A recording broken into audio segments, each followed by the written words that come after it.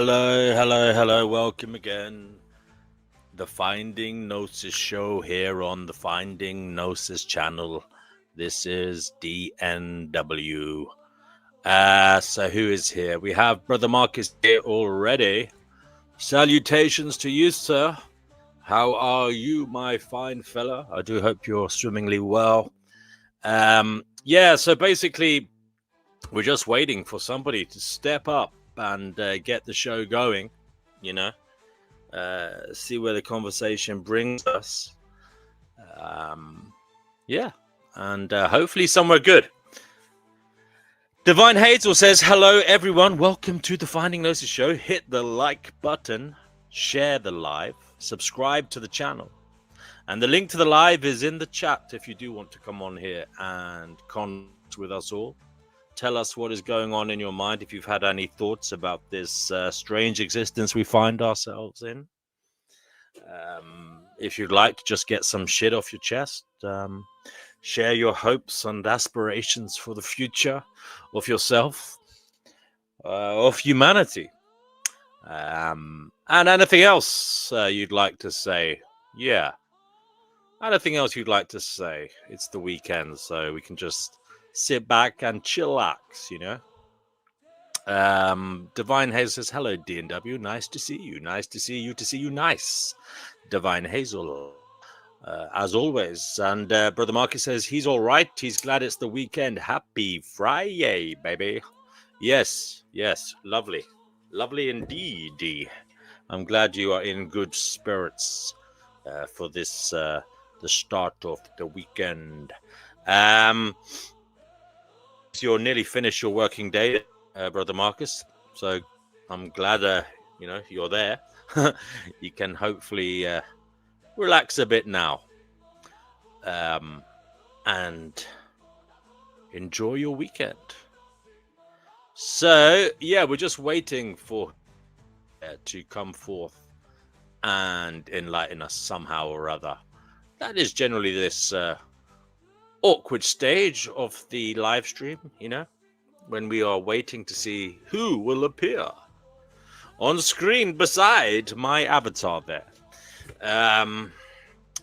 So don't leave me hanging too long. Sometimes it becomes quite a disturbing affair, waiting for too long, and it becomes tedious. But I'm hopeful tonight. I'm being optimistic that somebody somewhere or other will join the show sooner rather than later. So I'm feeling good. I went for a run tonight. I've been running again because I thought I weighed less than I did, and I still thought I was a bit overweight. But it turns out I was actually much more overweight than I thought I was, because I weighed myself. But I have been running for a few weeks now, and so I'm watching what I eat as well. So it's got to be done. Unfortunately, when you get to my age, you got to try and maintain yourself. Unfortunately, it's not as easy as when you're younger. Just a word of warning to you folks. But I went for a run this evening, and I have to say, this is perhaps too much information. But I suppose a mile and a half into it, I needed to stop for a pee. Sorry to say that. I had to go into a park in the dark and go for a pee. And then, this is the bit that's really too much information. I'd say the last 3/4 of a mile off the run. It was only 3.5 miles, the run, by the way. But the last 3/4 of a mile, I really needed to poop. And I'm sorry to say that on the internet. But it was torturous, There was nowhere I could go. I was running through a residential area at night, and it was also extremely busy. And it was getting very dangerous, folks. That's all I can say. I was an extremely worried man. I was literally running for my life and trying to get home in time in case I had an accident. You'll be glad to know I didn't have an accident. I made it, folks. I made it. Just about, by the way. But I don't know if you've ever had this problem. Again, maybe this is a sign of getting old. I'm sorry. I am a geriatric millennial, But if you ever find yourself needing a poop on the way home, okay, this has happened to me before walking, by the way. I don't know what happens, but you're not too bad. You're thinking to yourself, oh, I could do with letting one out. But then the nearer you get home, it suddenly becomes a really pressing matter. And somehow or other, your fucking subconscious brain is like fucking, imparting on your body that you need to go. And it just becomes more and more of a fucking situation the closer you get to home. Luckily, I've never shit myself, on the doorstep or anything like that, or on my road or anything. That would be terribly embarrassing. But I was chatting to a couple of my friends about this, and apparently this is quite a common phenomenon. So yeah, I suppose, I'm sorry to anybody who's ever shit themselves in public. I haven't done that as of yet. I hope I never do, but I can see how it could happen for older people. And yeah, I not that I would have ever looked down on anybody for that, because I don't think anybody would do that on purpose, would they? But it's an awful thing. It's embarrassing, I suppose, for anybody who has to go through it. But yeah, luckily I wasn't one of those tonight. Again, sorry, too much information. But I am just trying to fill in the gap in between the nothingness that was before this live stream and the hopefully conversations that will occur sooner rather than later. So yeah, folks, I nearly shit myself, but didn't. That's the latest news. Oh dear. Yeah. Has anybody here nearly shit themselves before, out and about? I tell you one thing. I don't know about where you're from, but it is quite hard to find a public toilet in London nowadays. I mean, a lot of the pubs are closing down, so you can't even go into a pub to ask for a shit. A lot of like the fast food places, well, I mean, some of them don't even open up their doors. They do Uber Eats only. And like the McDonald's and such, if you want to creep in there to go for a pee or a poop, they don't even open up anymore. They just have Uber Eats only or drive-throughs,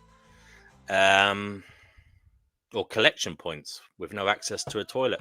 So we are potentially in deep shit here in London. No wonder nobody goes out anymore. They're all too afraid because they might shit themselves when they're out and about because there's nowhere to go to. There's no public conveniences anymore, and I don't know what's going on. All the fucking public conveniences in London have been they used to be underground toilets, okay?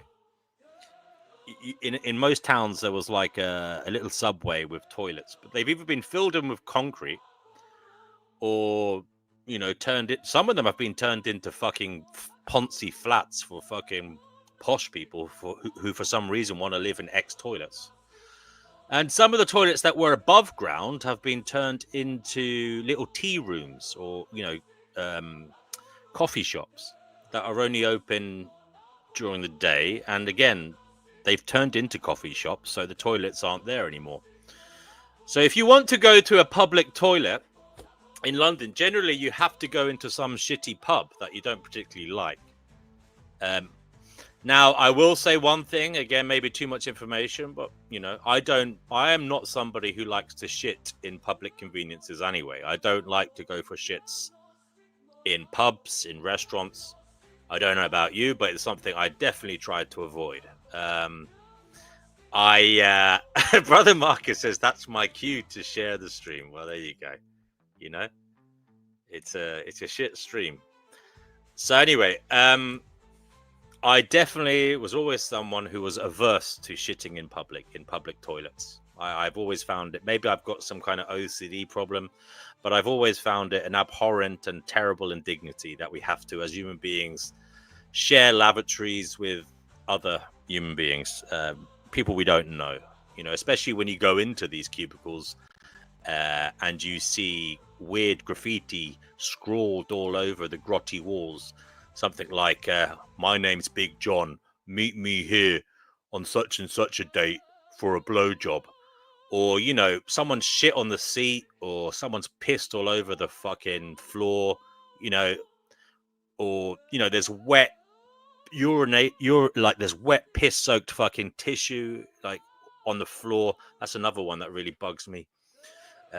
Blocked sinks, you know, turds, as I said, turds in the toilet. Some people don't even flush. But yeah, I generally in the past was somebody who only went into public toilets for a piss, and even that was a problem, you know, because some of these places stunk, or fucking, I don't know what you could call it, but ammonia, I suppose. Real stale piss smells, you know. I'll tell you the worst thing that ever happened to me in a public toilet. It was when I was younger and I was getting ready to play a rugby match. And I was young at this. I was actually very young at this stage. I suppose I was about 14 or something. And I went into the clubhouse for a piss before the game. And there was some fucker in there who pissed against the fucking back of the urinal. And it splashed onto my legs because I was wearing shorts. Obviously, because I was just about to start the game. So yeah, I got fucking splashed by piss by some big fat old geezer who was half drunk having a piss beside me. And that wasn't pleasant, I tell you. I washed my fucking knees at the nearest fucking tap straight away. So yeah, someone pissed on me. Please don't cut that. It was an accident. I didn't ask for it. It was awful, but it did make me think, you know, generally we wear trousers, so how often are we getting splashbacks in these places, you know, of piss on our legs, and we don't quite know about it, you know? Which brings me to the point that when you go into these places, some of them don't even have windows, and they're underground, or they're in a back room, and some of them, as I said, don't have any windows, and the ventilation is terrible. And what are you doing when you go in there but breathing in fucking little flakes of shit? Well, you know, people farting. What is a fart if not only, you know, tiny little microscopic pieces of shit floating in the air? So, yeah, toilets, public toilets, best avoided. But obviously, sometimes you do need to go into them. And there's not many of them around. So there's probably a lot of people shitting themselves out on the streets at night. Come to think of it, I did see a woman take a shit behind a wheelie bin about 6 months ago at night. She came out from behind a wheelie bin, pulling up her knickers as I was walking along, and there was a sensor light in the front garden that she was coming out of. It wasn't her front garden, it was obviously someone else's. But as she walked out, the sensor light shone brightly on a freshly laid pile of poop that glistened in the light of the night, and she looked terribly embarrassed, you know. I didn't say anything to her. I was a gentleman. I let her on her way without causing her further embarrassment.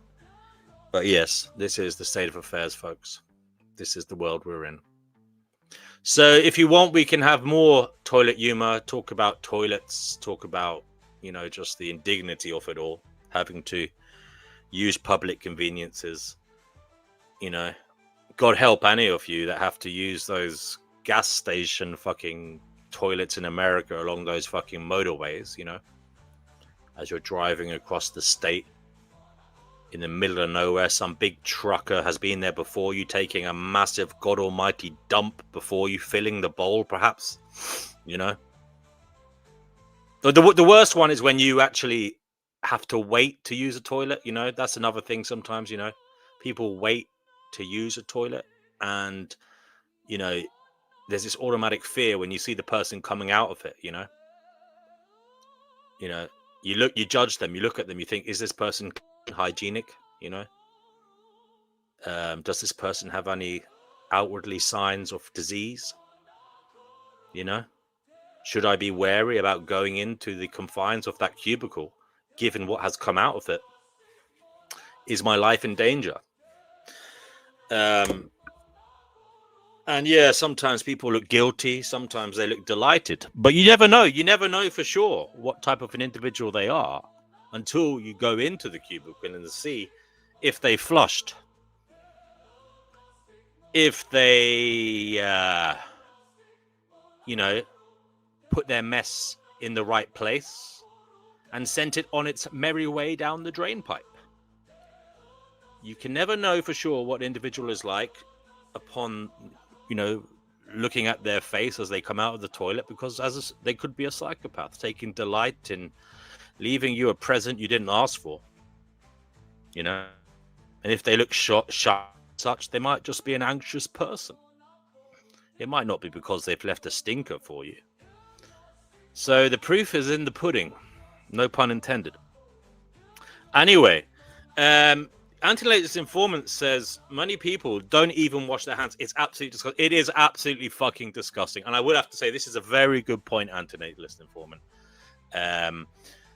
I've been absolutely disgusted. As I say, I generally only go for a piss in these public toilets. But when I'm in a bar or something, I go for a piss. The amount of blokes who walk out without washing their hands, and then they fucking touch the door handles on the way out. Obviously, they have to open the door, and then you get these poor fucking morons. And there's a lot of them out there who, really fucking clinically wash their hands, and then they go and touch those door handles. Not me.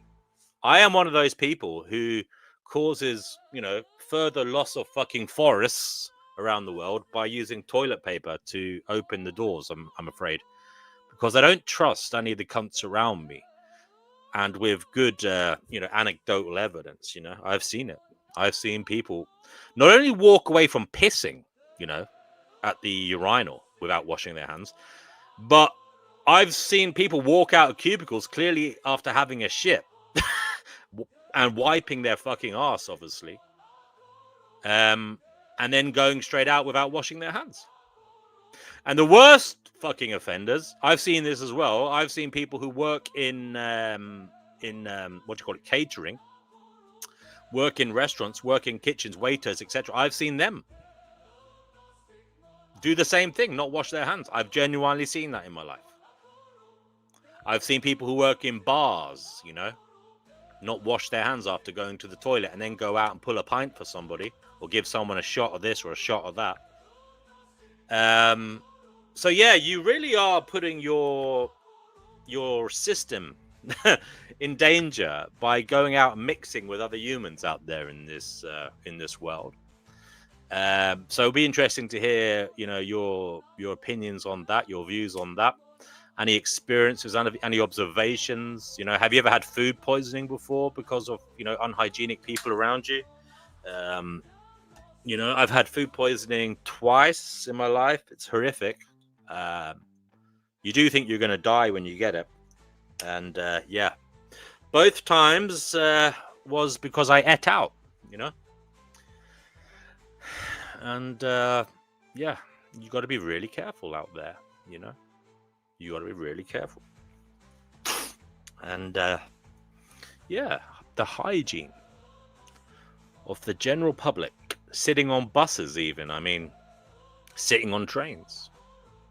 Have you ever had the misfortune of sitting down on a train and thinking to yourself, this seat seems a little damp? I'm sorry, but I think that happened to me many, many years ago, maybe in my early 20s or so. You sit down on a fucking bus seat or train seat, wherever it was, and you think to yourself, uh-oh, this seems a little damp. What the fuck's going on here? Has someone been on here and pissed themselves, Has some woman come on here all excited and, been thinking all naughty things and just, let it flow? What's happened? Why is there a dampness under my derriere? And then you move to another seat and there seems to be a horrible stain on it, so you can't even sit down, But Brother Marcus says, that's how we build up our immunity. Sharing is caring. And that is actually true, guys, whether we like it or not. going out and about mixing is how you pick up little bits of, just enough of the virus, because there's this thing called the critical viral load. Okay, so when you get a cold or a flu or even COVID, if COVID exists, I know some of you are doubters, but I believe it exists.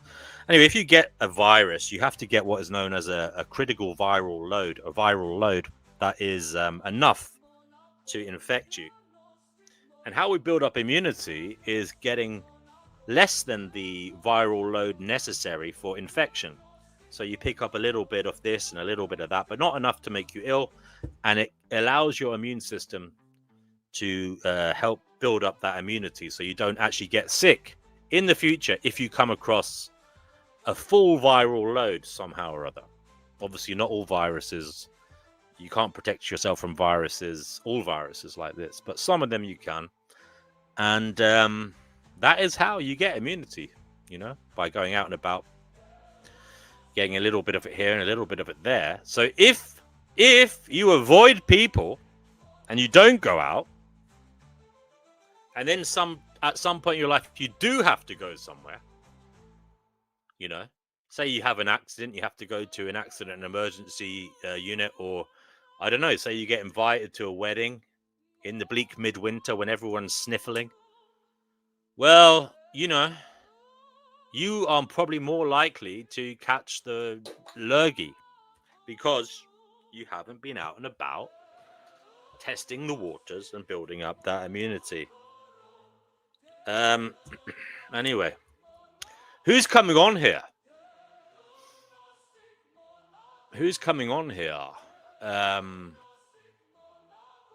That is the question. There's about 6 of you here. We are waiting for the show to get going, and I've been talking about crap more than usual, or perhaps not, depending on your view of what I usually say, which is fair enough. I sometimes question what I say too. But anyway, I'm humble like that. So I will wait a few more minutes. If nobody comes on, I suppose I'll have to abort the mission of trying to hold a public conversation on matters of existence, and we will have to fold and perhaps come back another evening. But maybe amongst some of you there is an itch to come on here and shout into the abyss, give your thoughts and feelings as to what is happening in the world at present and what you think is going to happen. Tell me how your subjective views of reality might enlighten all of us. Antinatalist informant, are you coming on? Brother Marcus, are you here? Are you coming on? Who else is there? Divine Hazel. Link is in the chat. If not, we'll have to let go. Let go. Let me see here. I'm just having a flutter around here. Oh, I didn't share the stream, actually. I might share the stream on the community posts. I usually do that now. Just it gives it that little bit of extra, spreadability. And hopefully it might bring somebody here who actually wants to say hello. So we'll do that then, will we? Now.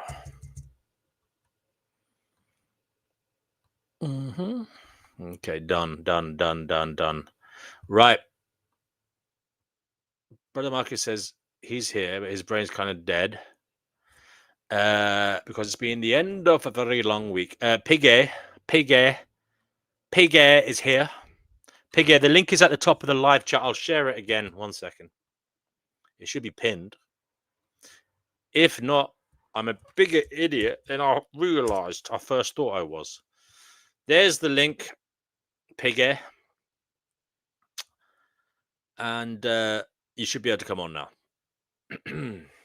I wait impatiently with anticipation for your arrival.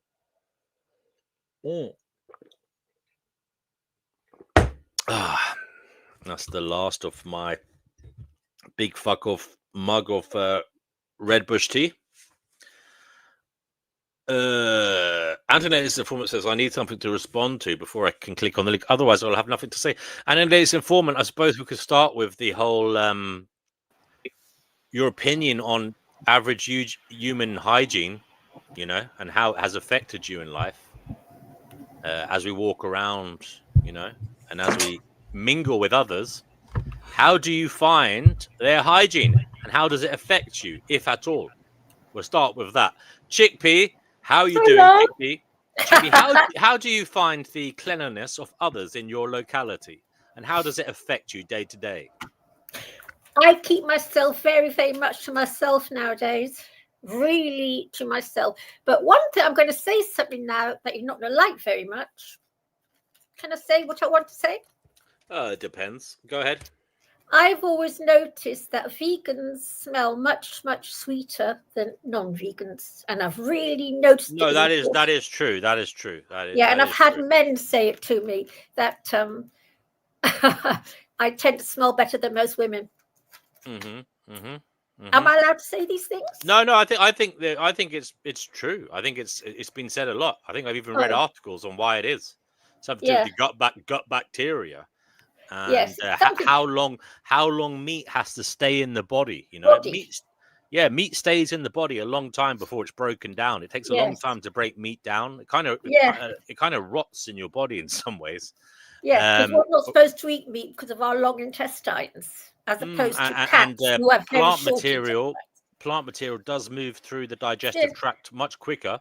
Yes. So maybe, just maybe, it retains some of its pleasant floweriness, or you know, fruit smellers.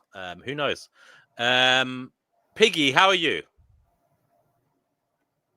You're muted, by the way, Piggy.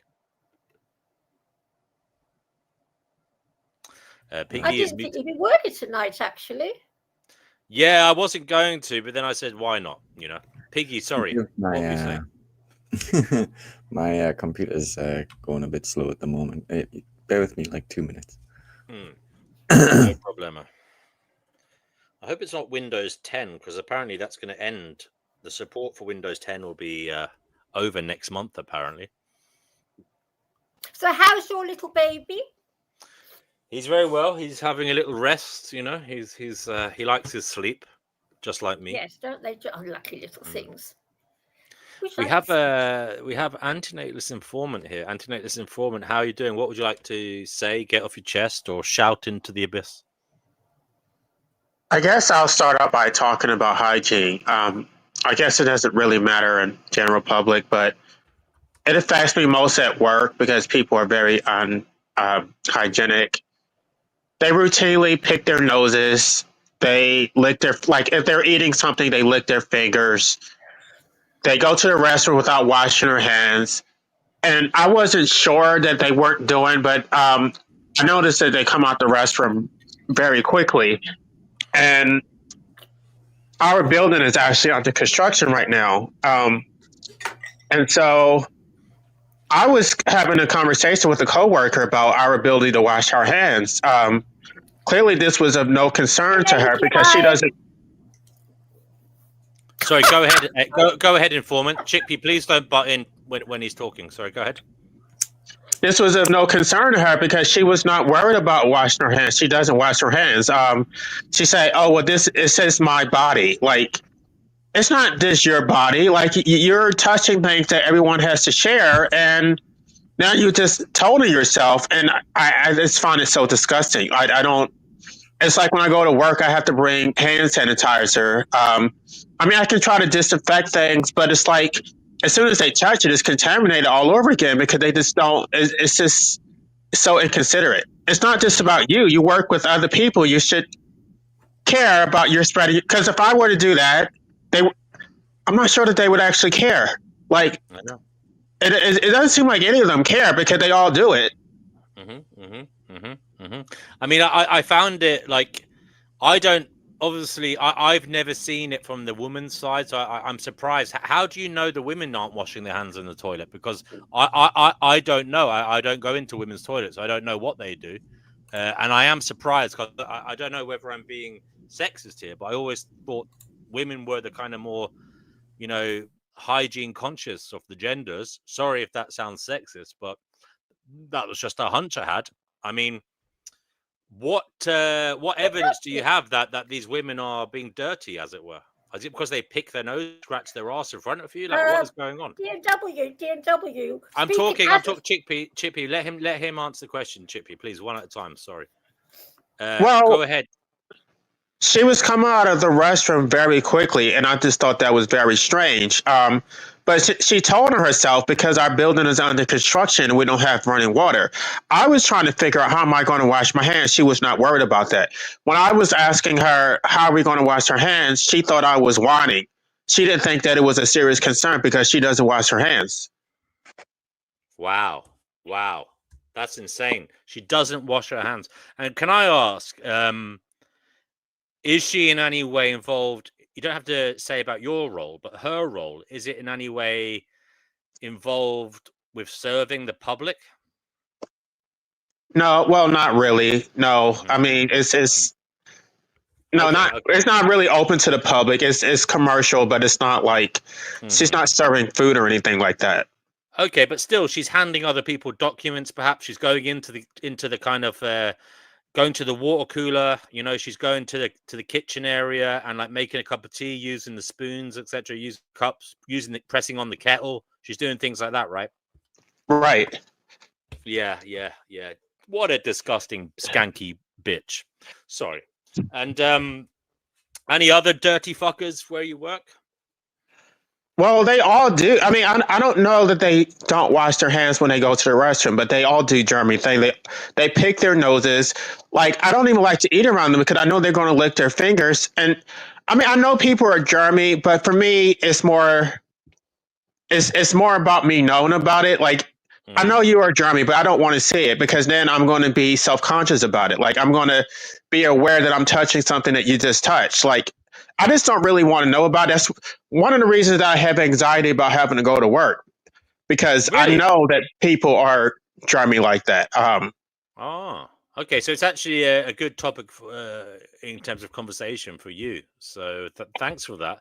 We'll come back to you because obviously you are somebody this greatly affects given your predisposition to the matter mentally. Brother Marcus is here.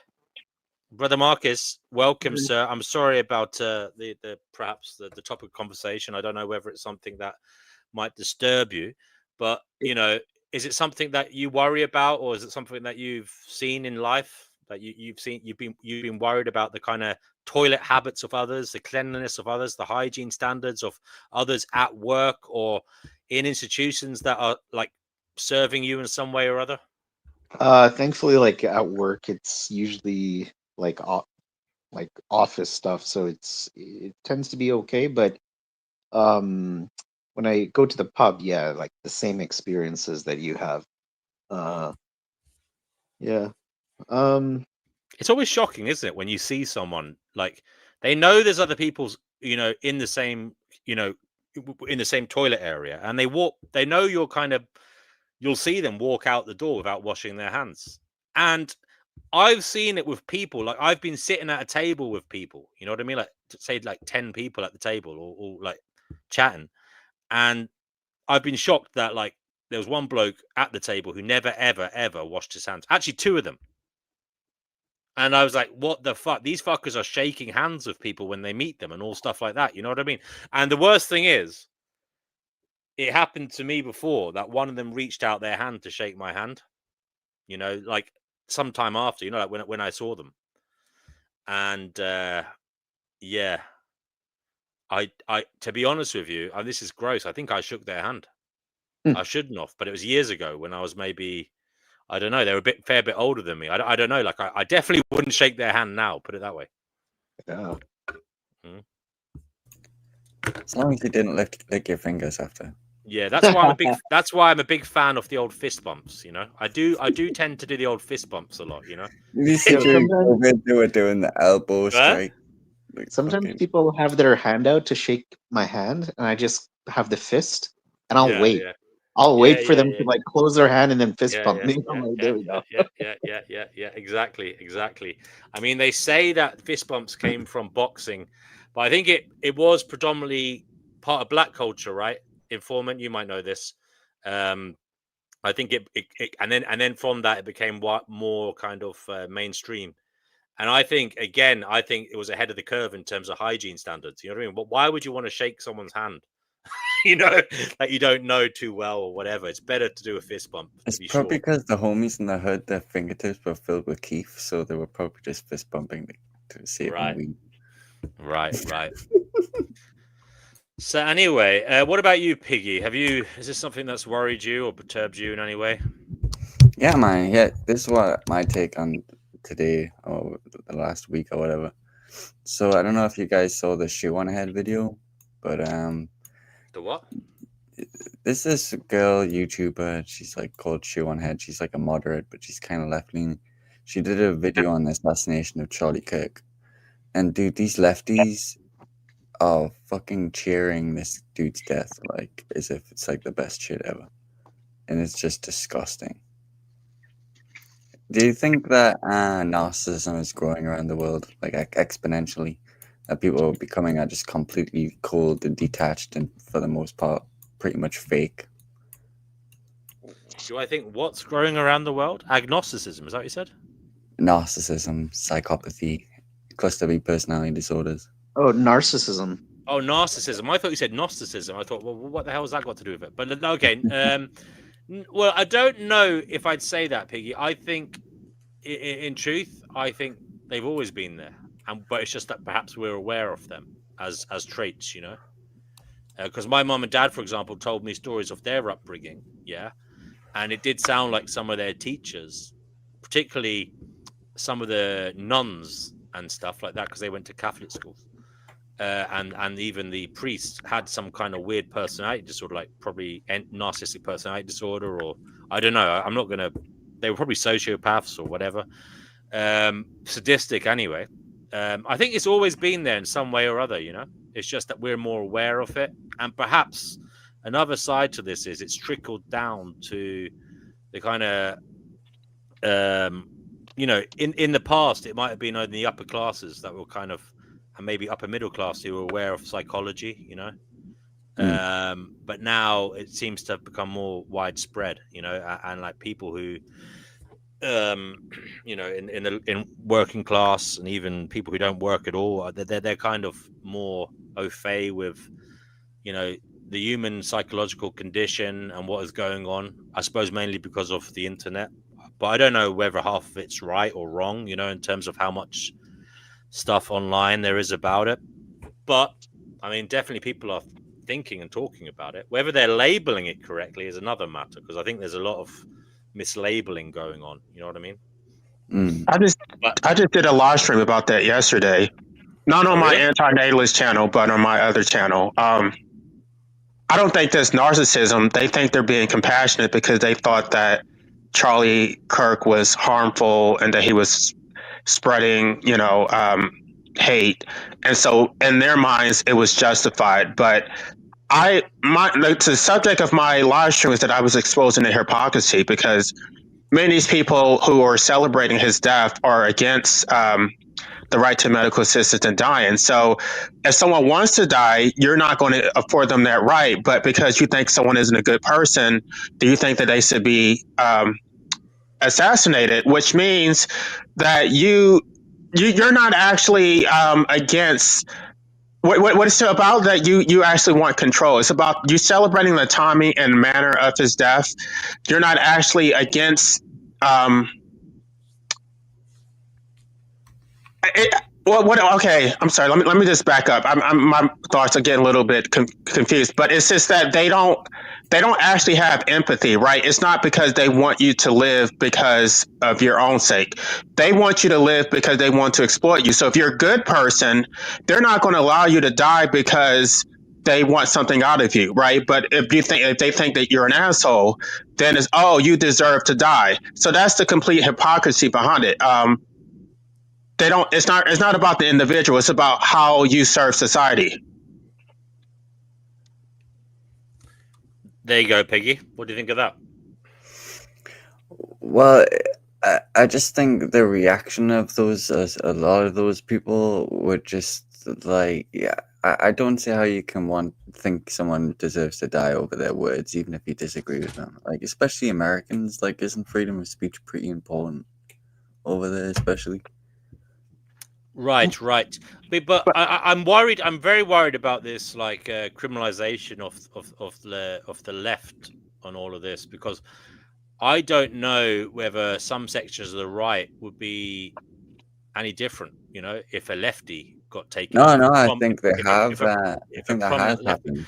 it has happened with like JFK, I suppose. But I mean, he was kind of a different. I think there was one more recent. I can't remember what it was. The Minnesota politicians, right? I'm going to ask Informant. Informant's the American. Informant, has there ever been the case that a lefty has been taken out and they've been given this? It's been given this same level of, I suppose, controversial reaction by the right in those circumstances. I'm not sure that the person was an actual leftist, but people they're drawing parallels between like George Floyd and other people who have been killed. We lost you. Go ahead. Can you hear me? Yeah. Yep. Okay. I'm not sure that it's necessary that these people are necessarily leftists, but the right has celebrated the deaths of people like George Floyd or other people who were killed by the police. That's a fantastic point, and I'm sorry, Piggy. That is a fantastic point, and I never even thought of that. Oh no! Again, he wasn't a prominent individual, right? He wasn't someone who's famous. He was just some bloke who just happened to, you know, unfortunately get into a bad situation. Whether he caused some of it because he was, I don't know, did he do something wrong? I can't remember. I think he got accused of using a fake $20 note. I don't know. Yeah, he used some anyway, money the point is he didn't deserve to fucking die. Yeah, no. But I have to say, Piggy, and I think Informant raised this point very well, I saw a lot of shit from the right taking the piss out of him, laughing at him. You know, there were so many memes like, you know, I can't breathe, and it's like, it really was, in actual fact, a case where the shoe was on the other foot, and they also kicked them up the arse. You know, they also were, I would say. Well, that's what I'm saying about this narcissism shit, because you see both behaviors on both sides. That's why I don't really subscribe to either ideology. But you think this is a relative phenomenon? Do you not think you grew up? You're in the UK. Do you not think in the past it was pretty brutal with like football hooligans, with perhaps even more kind of, you know, less social mobility, and maybe even like more oppression, you know, of the working class? I think it's always been there, but I feel like social media has exacerbated it and turned everyone into like a pseudo celebrity. Whatever about pseudo celebrity, certainly giving them a voice, you know, to stir the emotions of others, and the ability to do that. And so in many ways it's probably amplified the negative traits, which is interesting because is it the case, do you think, Piggy, that in our day-to-day lives without the internet we are less negative? Would you say we're more positive, or you know, are more, the better nature of humans is shown in their day-to-day affairs outside of the internet when they mix with others? I'm not so sure. I'm not so sure. I think it comes out in other ways. For example, the way we walk by homeless people, or, you know, drug addicts, schizophrenics on the side of the street, maybe the way, just a lot. It comes out in a different way, that kind of our toxic nature, if you know what I mean.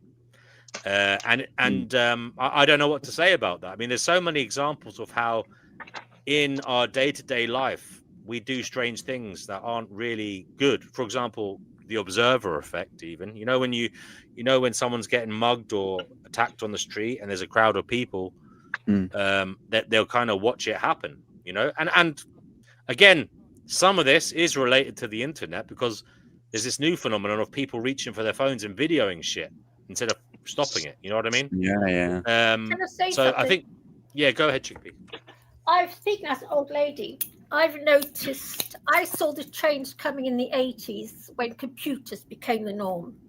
And I noticed in the workplace in particular, we used to be, when we, in the old days, the old typewriters and shorthand, we were all very united in our little job. We were all happy little legal sex.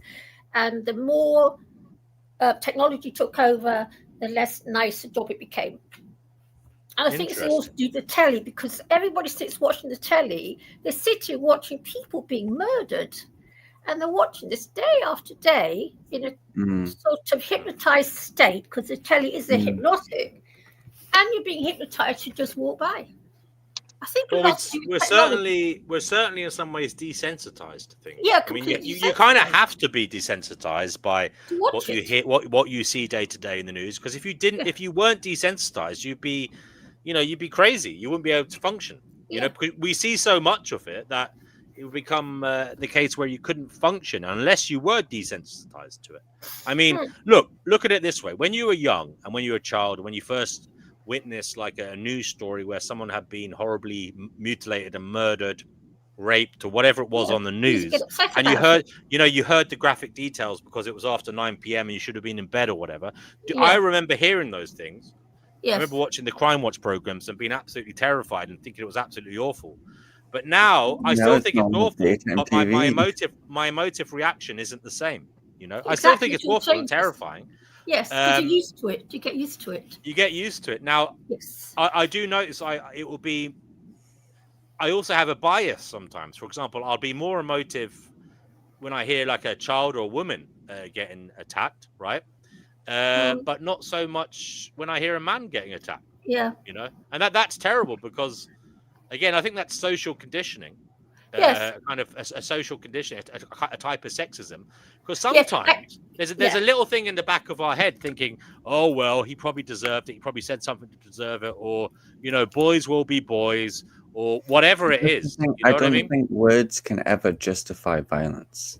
Do you think there's ever a time in history where someone said something and it deserved them to die for it? Well, I guess that was the hypocrisy that I was exposing, is that like death is a part of life. It's the opposite side of the coin, that they'll celebrate life knowing that with the imposition of life comes death.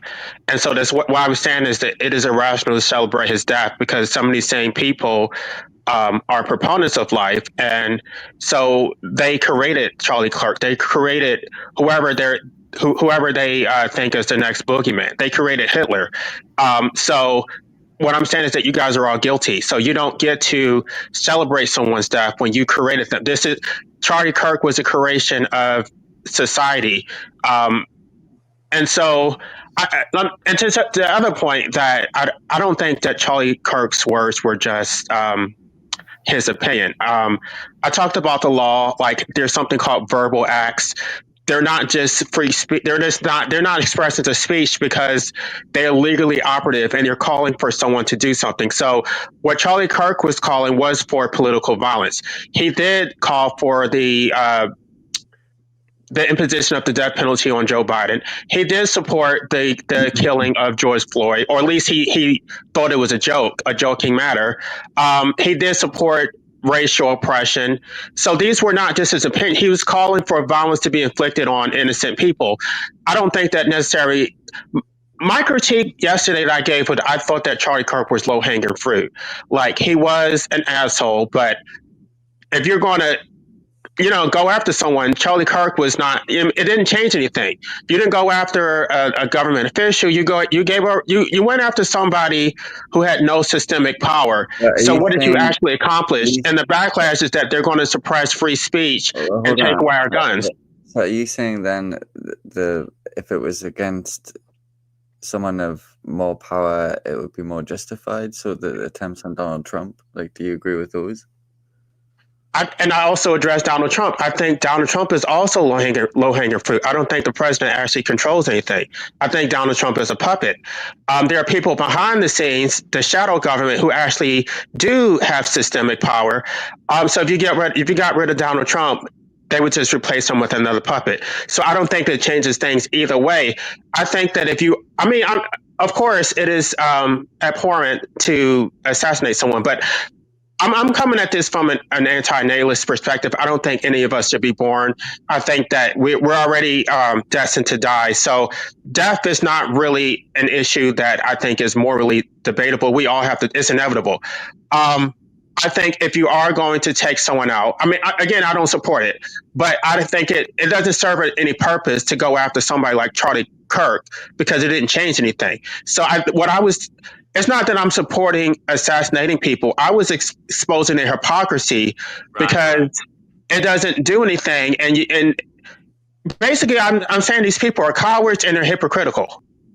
Now, I want to say something. Now, this will be maybe unpopular, but I personally don't think there should be guns like the way there are in America. I don't think everyone should have access to guns. Now there is an element. Now this is an unsavory thing. Like people might not like me saying this, but there was an element of poetic justice in a man who said, it's okay for a few people getting shot each year if it's the price we pay for having guns to protect the Second Amendment or whatever it is, whatever amendment it is. And then he ended up as being the one getting shot.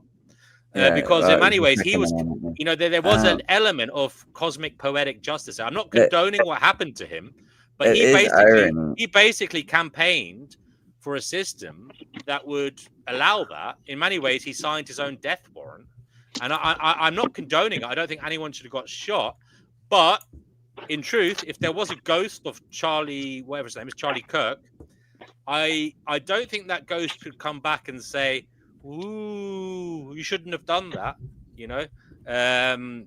Well, no, he could say you shouldn't have done that, but he couldn't really complain. Let's be fair, Charlie. I'm pretty sure he didn't mean in the context of having guns to assassinate political opponents for words they said. Well, hold on a second. He did. He basically said something along the lines of, "There'll always be crazies who'll shoot people, okay, but that's just the price we pay, and it's okay if a few people get shot each year for the sake of us being allowed to have guns to protect ourselves." So basically, no, he said he acknowledged that crazy people are going to shoot people, and that's okay because it means that we'll be able to protect ourselves. But unfortunately, he didn't do a good job at protecting himself, and it is what it is. I'm sorry it happened. It wasn't good. It was terrible, And another thing is, yes, there is a lot to be said for. This is all linked, actually. Well, it is linked because you brought it up, Piggy, to the rhetoric online and the polarization of society. Now, whether I think the society's always been fragmented and polarized. It's just amplified online. But the problem is we are in an extremely dangerous world, and more people have access to information in relation to how to actually do something that has bad effects on one or a significant number of people. More than ever, it's easy to find out, and to learn how to do things and to be encouraged. That's the other thing. People will encourage people to do crazy shit online as well, which is another worrying characteristic of internet life, But I suppose, what is the answer to all of this, guys? How do you stop this from happening? Well, I just think America is violence is inherent in democracy. Like, we engage in perpetual war. The police they're constantly inflicting one-time violence on civilians, and so to me this is just par for the course. I think it shocks the conscience when it happens to the people who they think don't deserve it. Really, what it's about is who's actually carrying out the violence. Because if the state carries out the violence, then that is considered legitimate. The government has a monopoly on the use of physical force. But when it's a vigilante doing it, then all of a sudden people want to clutch their pearls. Like, no, you supported violence in every other context. You supported these wars. You supported the police, gunning people down, and so the whole culture is completely violent. So I don't think that Charlie Kirk's assassination is an aberration. This is the American culture. And I don't think it's just taking away the guns of civilians either. I think if you're going to take away our guns, then the government should give away their guns too. Mm. But Well, that look- never happened. Like when England confiscated all ours, the government kept them. Right, but we need our guns to protect ourselves from the government. Right. I wanted to get the informant's opinion about this, the Second Amendment. I think I know what he's going to say because you mentioned about the shadow government. You believe in the Second Amendment, right? You wouldn't want to restrict. You wouldn't want more gun control. Right.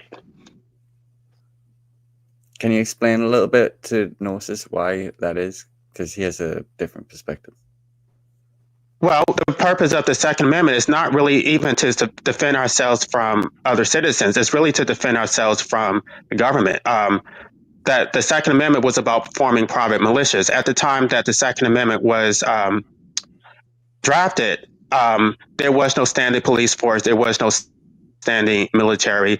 We had to form Minutemen in order to defend ourselves from British. And so it's not even about the government having access to arms that private citizens don't have. The arms are supposed to go to the private citizens, and then those private citizens are supposed to form the militias. So the way that they have framed it is that the government has a monopoly on physical force, and this is why you can see something like what happened with World War II, where all these civilians were rounded up and put in camps, and they're completely defenseless. Why? Because you're going to trust the government to defend you, and then when the government turns against you, you have no means of protecting yourself. So I think it leaves everybody vulnerable. I think, and in this particular circumstance, I think this may even be a false flag. I mean, of course, he was taken out, but we don't know the circumstances. We don't know if he was a lone shooter, or if this wasn't some strategic plan organized by the secret societies.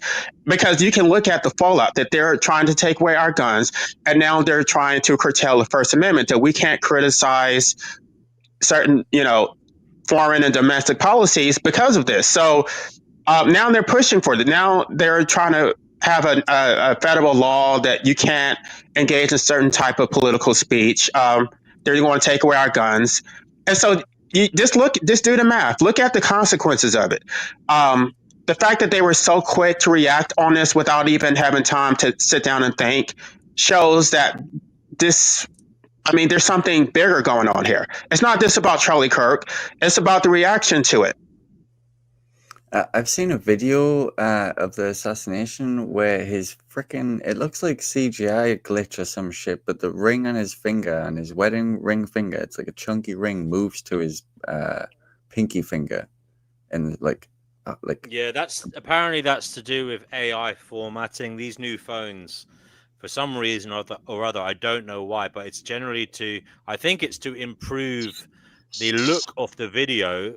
If it's like a little bit, let's just say it's not clear. So it basically uses AI to make it clearer. Okay.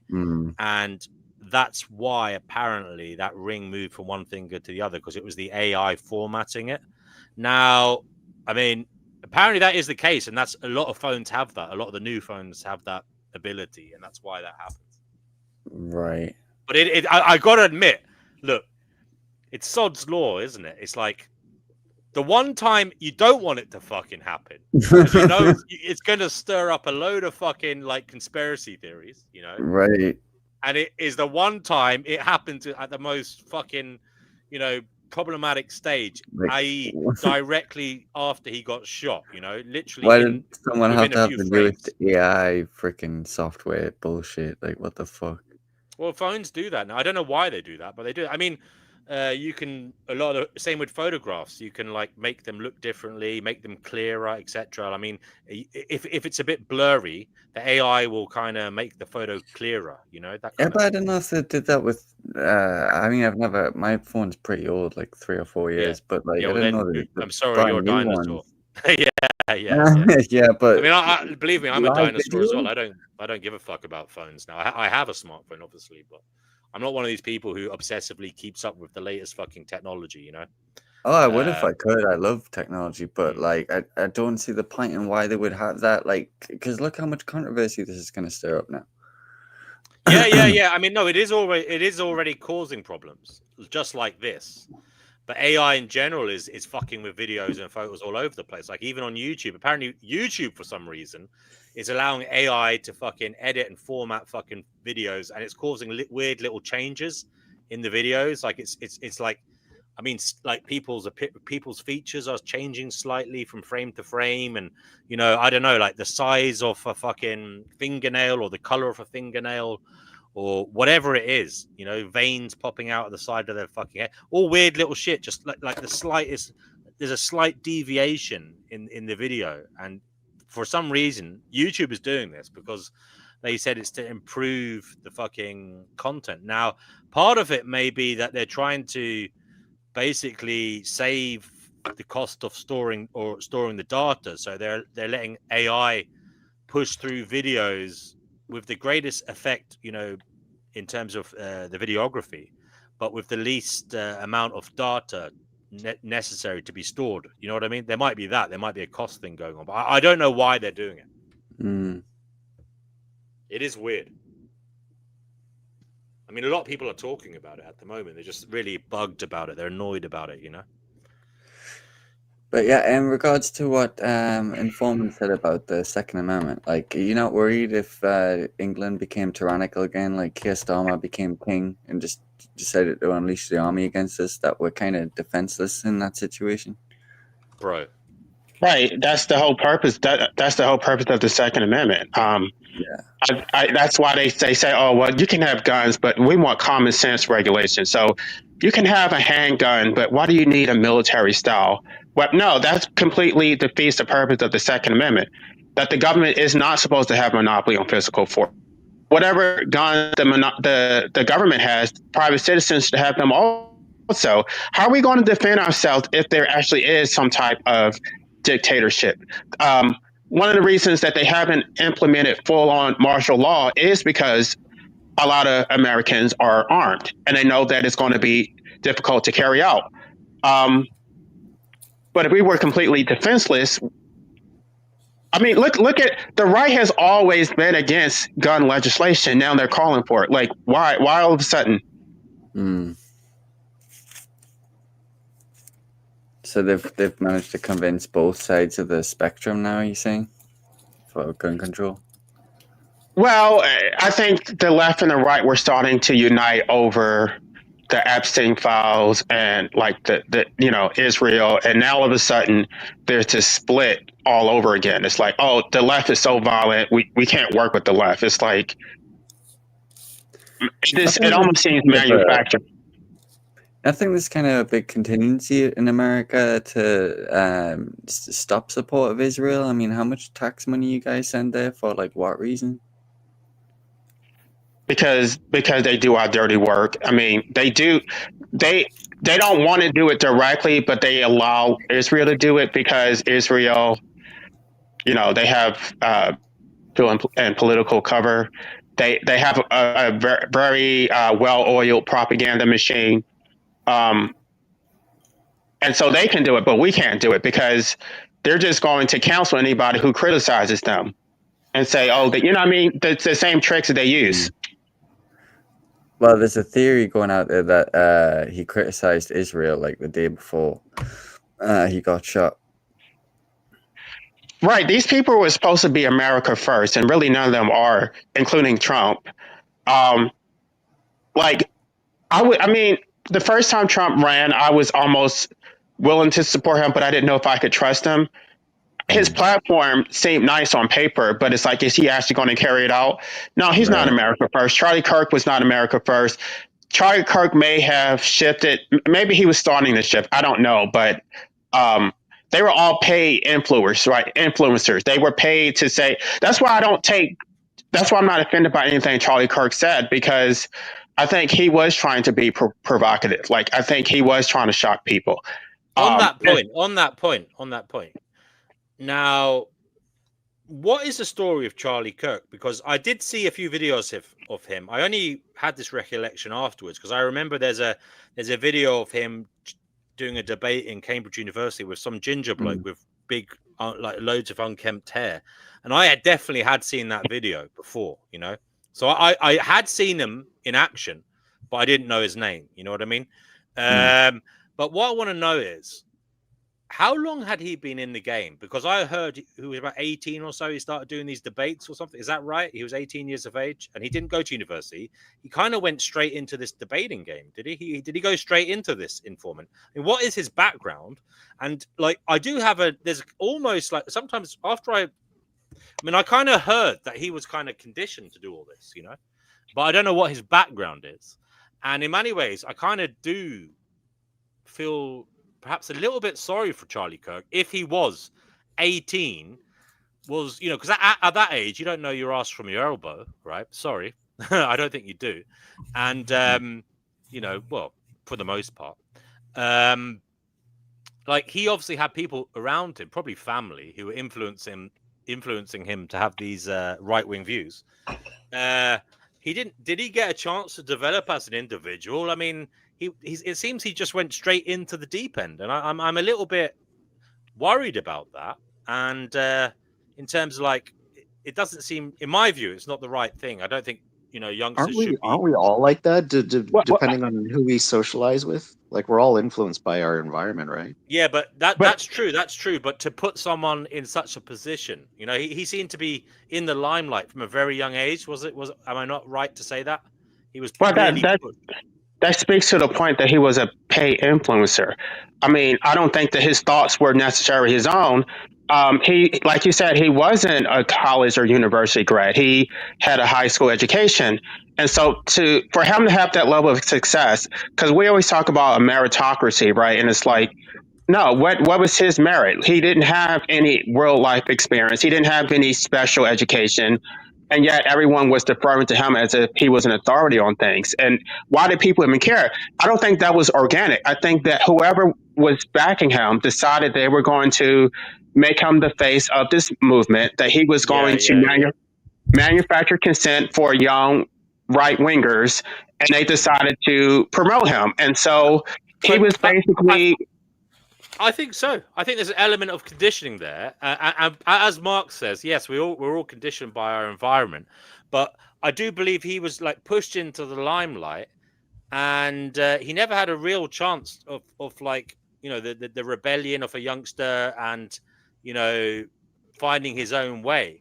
And I suppose some of that was evident in how he, whatever your views on Israel are, he seemed to turn against Israel towards the end of his life. So you can see that he started questioning things, you know, at some point, that he used to, you know, be very, very have strong convictions on in a different way, in the oppositional way. So I'm just wondering, what was his background involvement? Is he from an extremely rich family? What was going on there? Was he from, like, a right wing, well-known Republican family? What was going on in his background? I don't know his biographical details, you know, to that extent.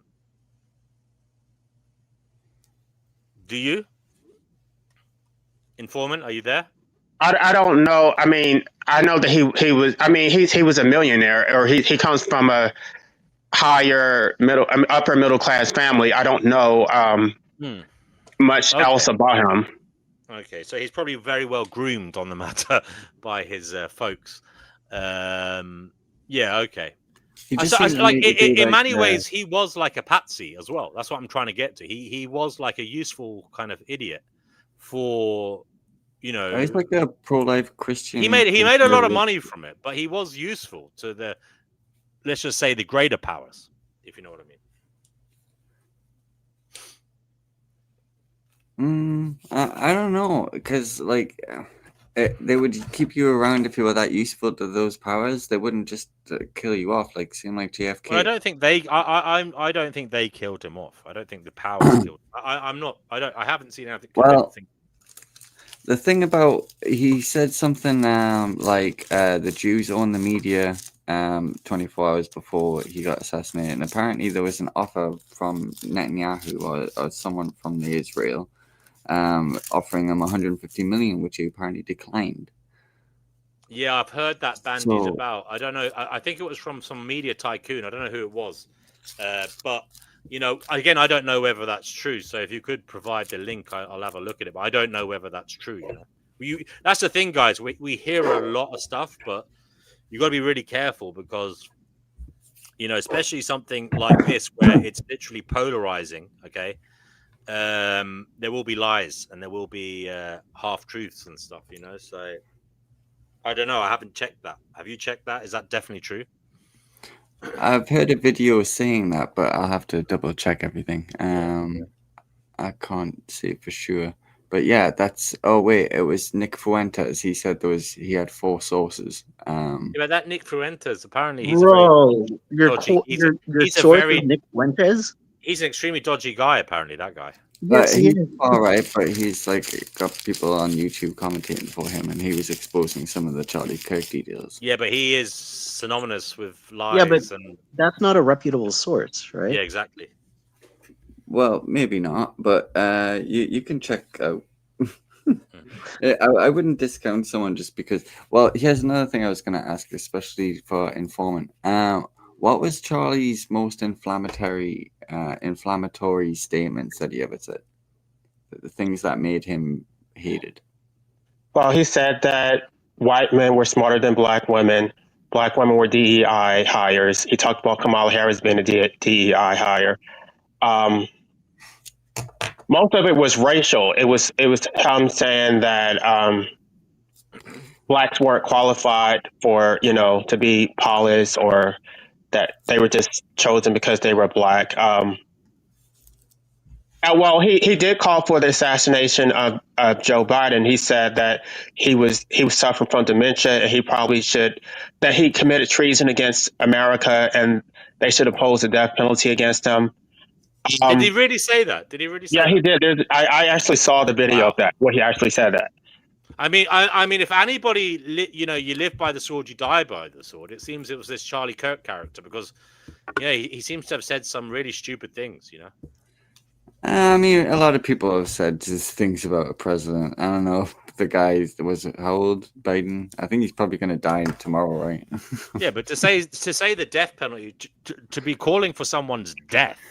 But maybe there's some context. I mean, is it the case of he who seeks equity should do equity? He, you know, if as I said, could he complain if he was like, if he was dug up and brought back to life? Could he complain as an individual about what happened to him? You know what I mean? I don't know if he individually could complain. Now, that's not to say we as a society can't say it was a wrong action. I'm just saying it seems to be a clique of individuals who are ill-minded in this regard, and he was one of them.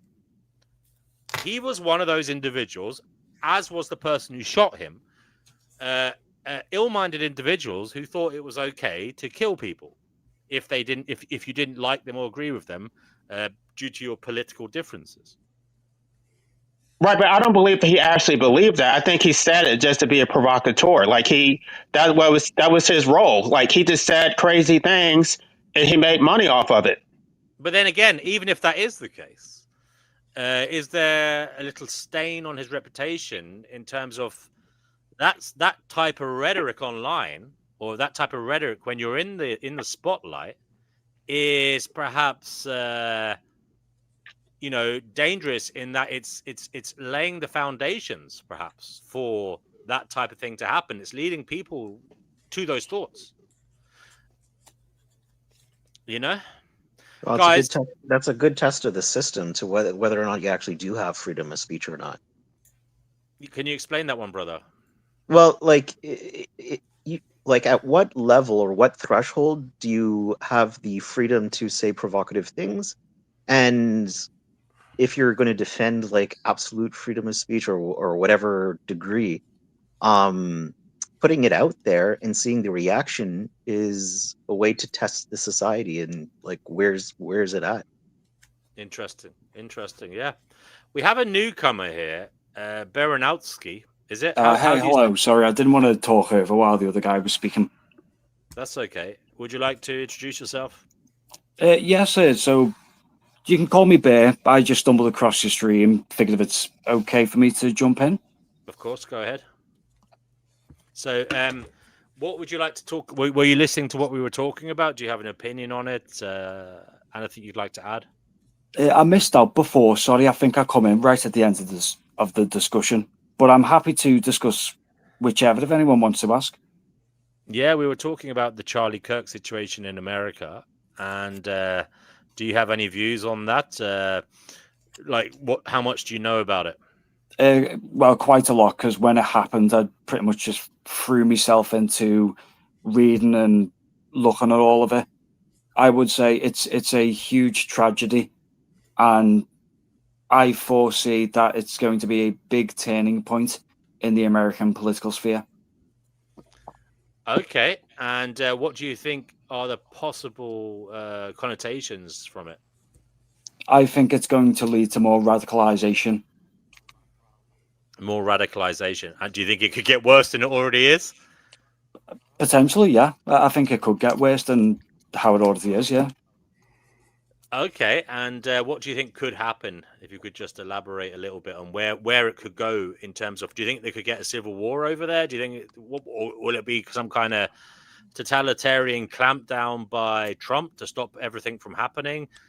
What do you foresee? Put your Mystic Meg crystal ball on the table and let us know the future. It could lead to all those things. It could lead to civil war. It could lead to Trump using the excuse of, okay, now we have to clamp down because of what's happened. It could be any or all of those things. I couldn't particularly say what could happen, but I think anything could happen. Anything could happen, yeah. And are you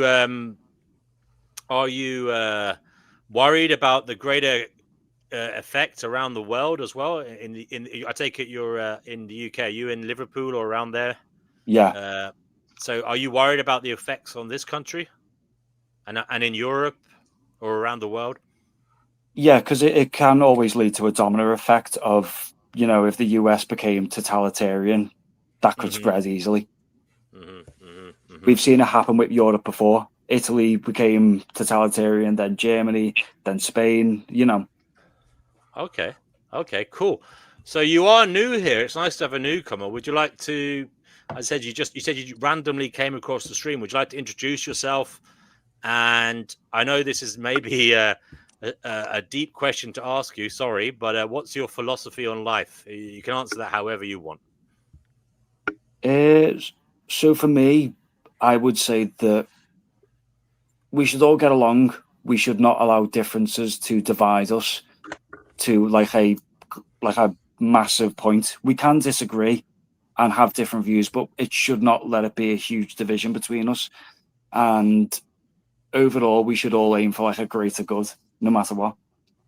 Okay, and how do you? So, are you somebody who thinks majority rule is the best? Like the opinion of the majority is what matters in life, in society? Kind of, yeah. Like I'm someone who would say we should have like a direct democracy where everyone votes rather than representatives.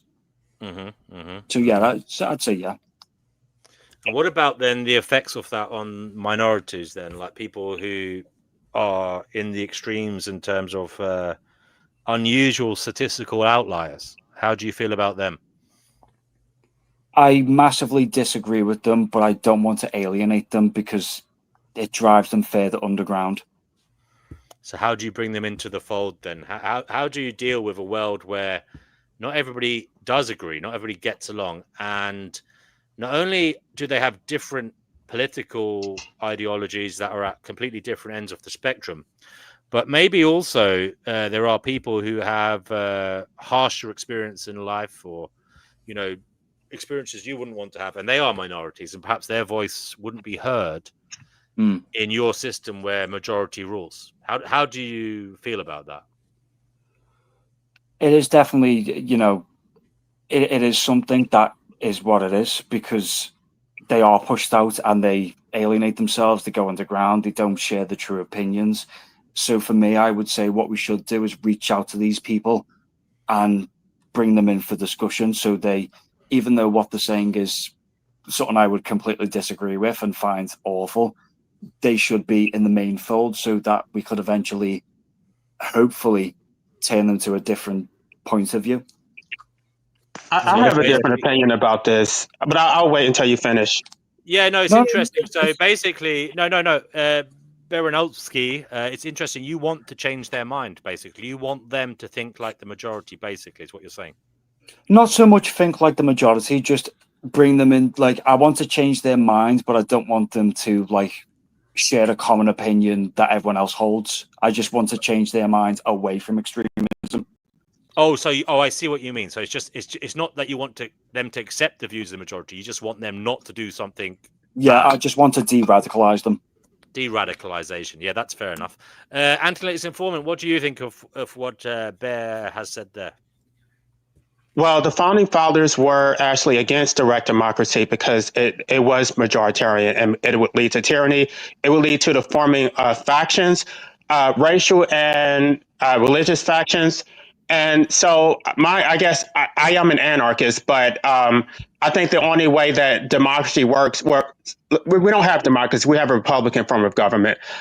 You have a representative government, and then the elected officials, they have limited authority to represent the common good, things that are of the public interest, things like public roads, public goods, but they don't have any authority to regulate individual rights. Individual rights belong to individuals and they can't be put to a public vote. So even if you are a minority, the majority does not have any say on whether you get an abortion, on whether you have same-sex marriage, on whether you have the right to terminate your own life, because that then becomes a form of tyranny in and of itself. It becomes slavery, that you become a slave to the will of the majority, and then you're going to get the type of extreme reaction because you do feel oppressed and the majority is imposing its will on you.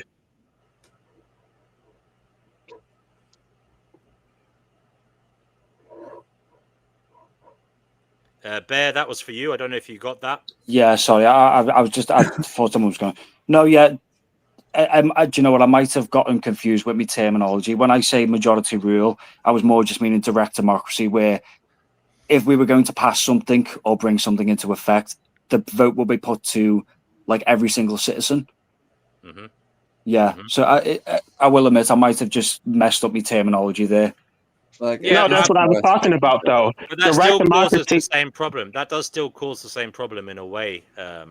Direct democracy does come with its own problems, but I feel it's a better solution over than representatives, because at the end of the day, you could vote. Have you ever thought about this? Now, I'm sorry, but like this, I'd say I'm just playing devil's advocate here. I actually think, democracy seems to be the fairest system, all right? But have you ever thought about alternative views that, for example, now I don't know much about the kind of legitimacy of the IQ rating system, all right?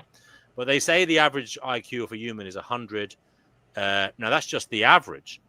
It may be that most people are less than that because, maybe there's a percentage who are bringing them up to 100. So maybe there's loads of people with 140 IQs, although I don't think that's the case. I don't think that's the case. Now, my point is, what if people can't understand or think about the complexities of reality, Bear, and, giving them a say on the matter isn't in their best interest because, well, without being disrespectful, they're not able to think clearly about matters. Yeah, no, don't get me wrong. You've made a completely valid point. I would say that is a worry that would come into play if we had a direct democracy and they could vote in something that they don't understand that goes against what they want.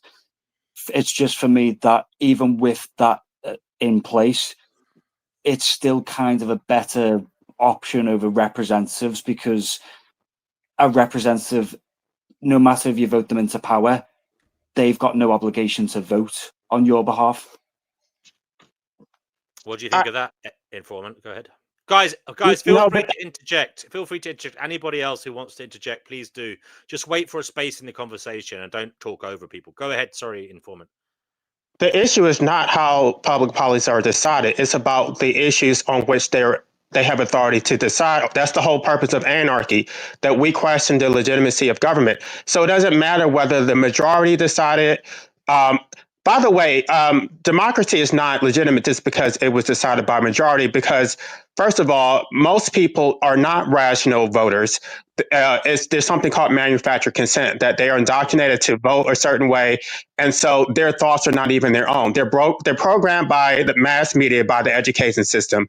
So you can actually get around the issue of, okay, well, the people decided this is what the people want. No, the people didn't decide that. You told them that this is what they should want. You can get them to support anything. You can get them to support war. You can get them to support policies which are directly against their interests. So democracy is not inherently legitimate. The issue is that all things should not be put to a public vote. Individual rights should not be put to a public vote. We should have limited government. The government should not have authority to regulate all things. They should not have to, like I just named you some individual rights, but I don't even think the government should even be able to regulate economic affairs. I'm against occupational licenses, right? Because we can talk about DEI and affirmative action, but like occupational licenses are negative action, which gives privileges to the dominant society, because the government is deciding winners and losers. So you're going to inflict economic poverty onto people because you're not going to allow them the right to earn a livelihood without a license from the government. And then they're going to be stuck, relegated to a life of poverty. And what are they going to do? They're going to turn to crime because that is their only option. So the government creates the problem, and then the government pretends to have the solution for the problems that it created. Bear, if you want to reply, if not, we'll move on. Yeah, I mean, don't be wrong. I do believe we should have a lot more limited government. They shouldn't have all this outreach and power.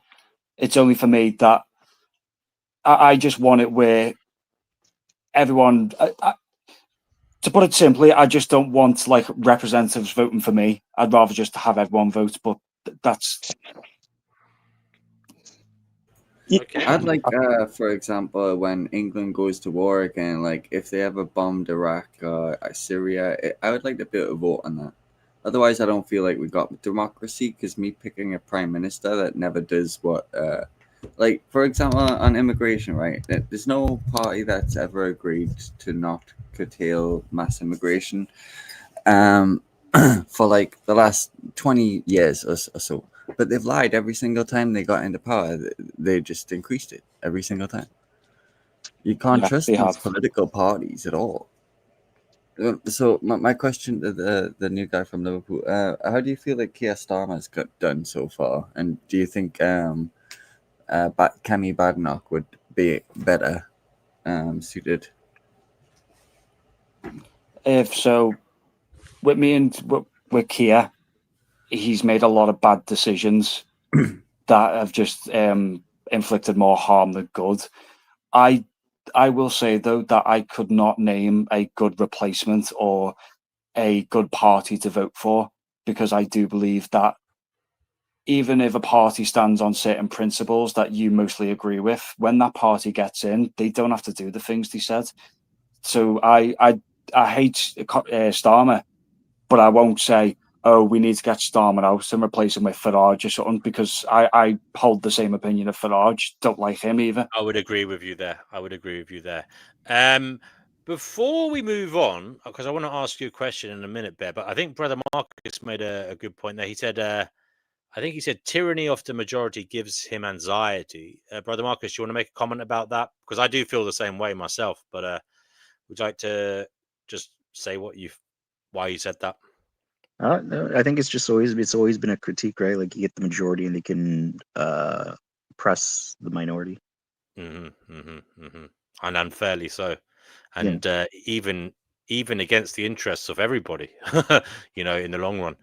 I can't remember who said the quote, but someone, I think it was an American president or something, he said democracy is like two wolves and a sheep voting for dinner. Yeah. The Bear, you mentioned something very intriguing there, and you said you're all about trying to stop people being radicalized. Would you like to share with us what made you, decide to go out on that mission, and what you see as the problem of radicalization in society, how it happens, and its effects maybe around you or in the world at large? Just give us a little spiel on this radicalization that you feel is a huge problem. Yeah. So for me, I feel that for me, I see radicalization as on the rise because it's getting pushed further underground to the point where we don't know who these people are, we don't know what their opinions are, and there's no way to identify them. And that's why it's on the rise in such a scary fashion. So what I want to do is I want to bring these people out into the forefront and talk to them in a civil manner and hopefully change their minds, because we've seen throughout history where when a radical idea gets pushed out, it becomes invisible, begins to grow and fester, and then it'll eventually come back under a disguise. And you could end up voting for like something like this, and it'll be too late when that type of thing gets power. Would you be able to change Tommy Robinson or Elon Musk's mind? Potentially, yeah, but I mean, it would be like a big task. That's just going to push them further underground, though. Like, the whole issue is the reason that they're radicalized is because they feel oppressed and they have no power and nobody's listening to them, and so the majority is imposing their will on them. Like, for example, let me give you an example, and I want you to respond. I want the right to medical assistance in dying, right? I don't want to be oppressed. I don't want to be here. The majority is not going to support it. I'm not saying I would do it, but some people would become radicalized because of that, and they would react in a violent way. You're not going to change my mind. You're just going to, not you specifically, but society is not going to change my mind. Society is just going to completely say no and stick to that position, and then try to tell me that I should just enjoy my life and I should be grateful. Can I just say, Bear, before you answer, antenatal informant, that's clearly not the case. There are some countries like Canada, Belgium, I believe. I don't know. Is it perhaps the Netherlands?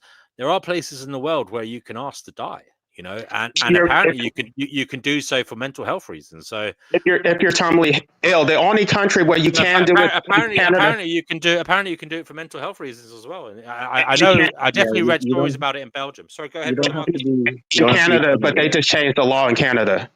So what I'm saying to you, informant, is clearly there is the option out there in the world, and you're being. I'm making conversation here, but are you being a little bit negative? I mean, saying that you can't get this. Being negative. Yeah, Okay. yeah. I'm not going to get that. I mean, the proof is in the fact that there are countries in the world that allow it. Okay, now, United States is not going to allow it. Okay, so what I'm saying is, are you kind of thinking you're the center of the world or something? That it's all not. They think they are the center of the world because they're forcing me to live against my will. I'm not imposing my will on them; they're imposing their will on me. That's what I'm not. I'm not the aggressor here. They are. This might sound a bit bad, but the easy refute to, if you're someone who becomes radicalized because you want medical assistance dying, I would say, well, why not just do it yourself? Careful what you say. Right. Careful what you say. Yeah, I know. Sorry, yeah. No, but that's not what I want. I don't want to do it myself. Look, it's a very horrible subject for me to talk about because I don't like encouraging people. I'm an idealist. I just want everyone to be okay. I just want people who are feeling sad and ill and all this. I want them to be okay. I want them someone to reach out and make them feel better. I know that's maybe impractical, and I'm just being an idealist, but that's just the way I am. But Bear, it's not as simple as just on that point. It's not as simple as you can do it yourself, because you want an abortion, get a coat hanger. Like, it's so not many the people, same. Like, exactly. these are So many medical people do. procedures. Exactly. Oh so yeah, many no, people I know do it was try. a bit of like an edgy point. I will apologise for that. Yeah, they do live with horrible injuries afterwards and such. So yeah, it's But- also it's not very humane. Yeah, I know it was like a bit of a bad thing to say. Don't get me wrong. It Chickpea's was back. just it was like a bit of a Yeah. spicy Oh, I point. love You know what I this mean? subject. I love this subject. Oh My God, I favorite. hate this subject. My intent was not really to debate medical assistance in dying. I was trying to use that as an example where the majority is imposing its will on people, and then saying that you're going to have a conversation with me and change. You're not going to change my mind. You're the one, not you, but society is imposing its will on me, and so there are many people who will become radicalized because they want to be put out there. I'm just using that as one example, but there are other And examples do where you they know do feel why that oppressed. is? Well, Do we you know lost why that we is? lost Bear. It's a pity because he was quite good to talk. I hope Do he you- comes back. Right, do you know why that is? Because you are not as free as you think you are. In fact, you are just a little subject, and you cannot die when you feel like it. You will die when your masters say you can die. And that is literally why suicide used to be illegal in the UK, because the Queen didn't approve of it. And that's actually true. 'Cause You're I'm right. very- Sorry? Yeah, but look, it's not. Look, the world is changing, Shippy. As I say, there are Yes, and countries I'm in the just world where saying, you can. but the fact we live in such an advanced world and people aren't free to end their lives when they feel like it, to me, is the most disgusting idea. That because Well, if people want to go, they should be allowed to go. Bear says only sorry. here His because- phone decided to restart. Sorry about that, but he says thank you for having him. Bear, I hope you come back again, brother. You're very good to talk. So we do hope that you come back and join us. Thank you so much. Hopefully, see you soon. It's a You're subject right. very- it's a subject very close to my heart because I have tried to go there. I plan to go to Switzerland in the next few years. And I hope no one tries to stop me. Because do you know, in this rotten little country, if you accompany a person who wants to go to Switzerland, you can be charged with being, what's the word when you are an accomplice to murder? You can be charged Assisted with that. suicide, manslaughter. Sorry? Is that like Assisted suicide. suicide or manslaughter or something? Yeah, you I could don't know. be you could actually be put in prison for helping a person to go to Switzerland. Which in my mind is, I don't know who has that right. I think Guys, sorry about this, but Michael comes with a complete swerveball, and he says, "Earth is heaven, and there is testing going on to make really, one, yeah, isn't it just? and there is testing going on to make one doubt, and one overcomes when their individuation occurs, and you become indifferent." So Right. he's One saying, person's heaven is another person's hell. And so people's heaven comes at other people's expense. They're happy because Michael is saying you just have to become indifferent and Oh, and really? individualize. Being different. indifferent to what? Going to work every day and being a slave and not having control over your own life and having to pin on a fake smile every day. And Yes. I mean, Michael, Have no would feelings. you like to come on and You'll be explain free. that, Michael? Oh, I must tell you something, DNW, before you shut me down again. I was watching a video today about it was a video about the reasons why there's so much depression in the UK. It's on YouTube. Right. And Well, that there must was be true 10 then. reasons, fabulous to watch. Do you want me to send you a copy? It was fabulous, really nice watching. And this guy really had it down to a T. I'll watch it. Because the UK has got one of the highest suicide rates in Europe, and America has got the highest rate of antidepressant use. Are you sure about that? What? Okay.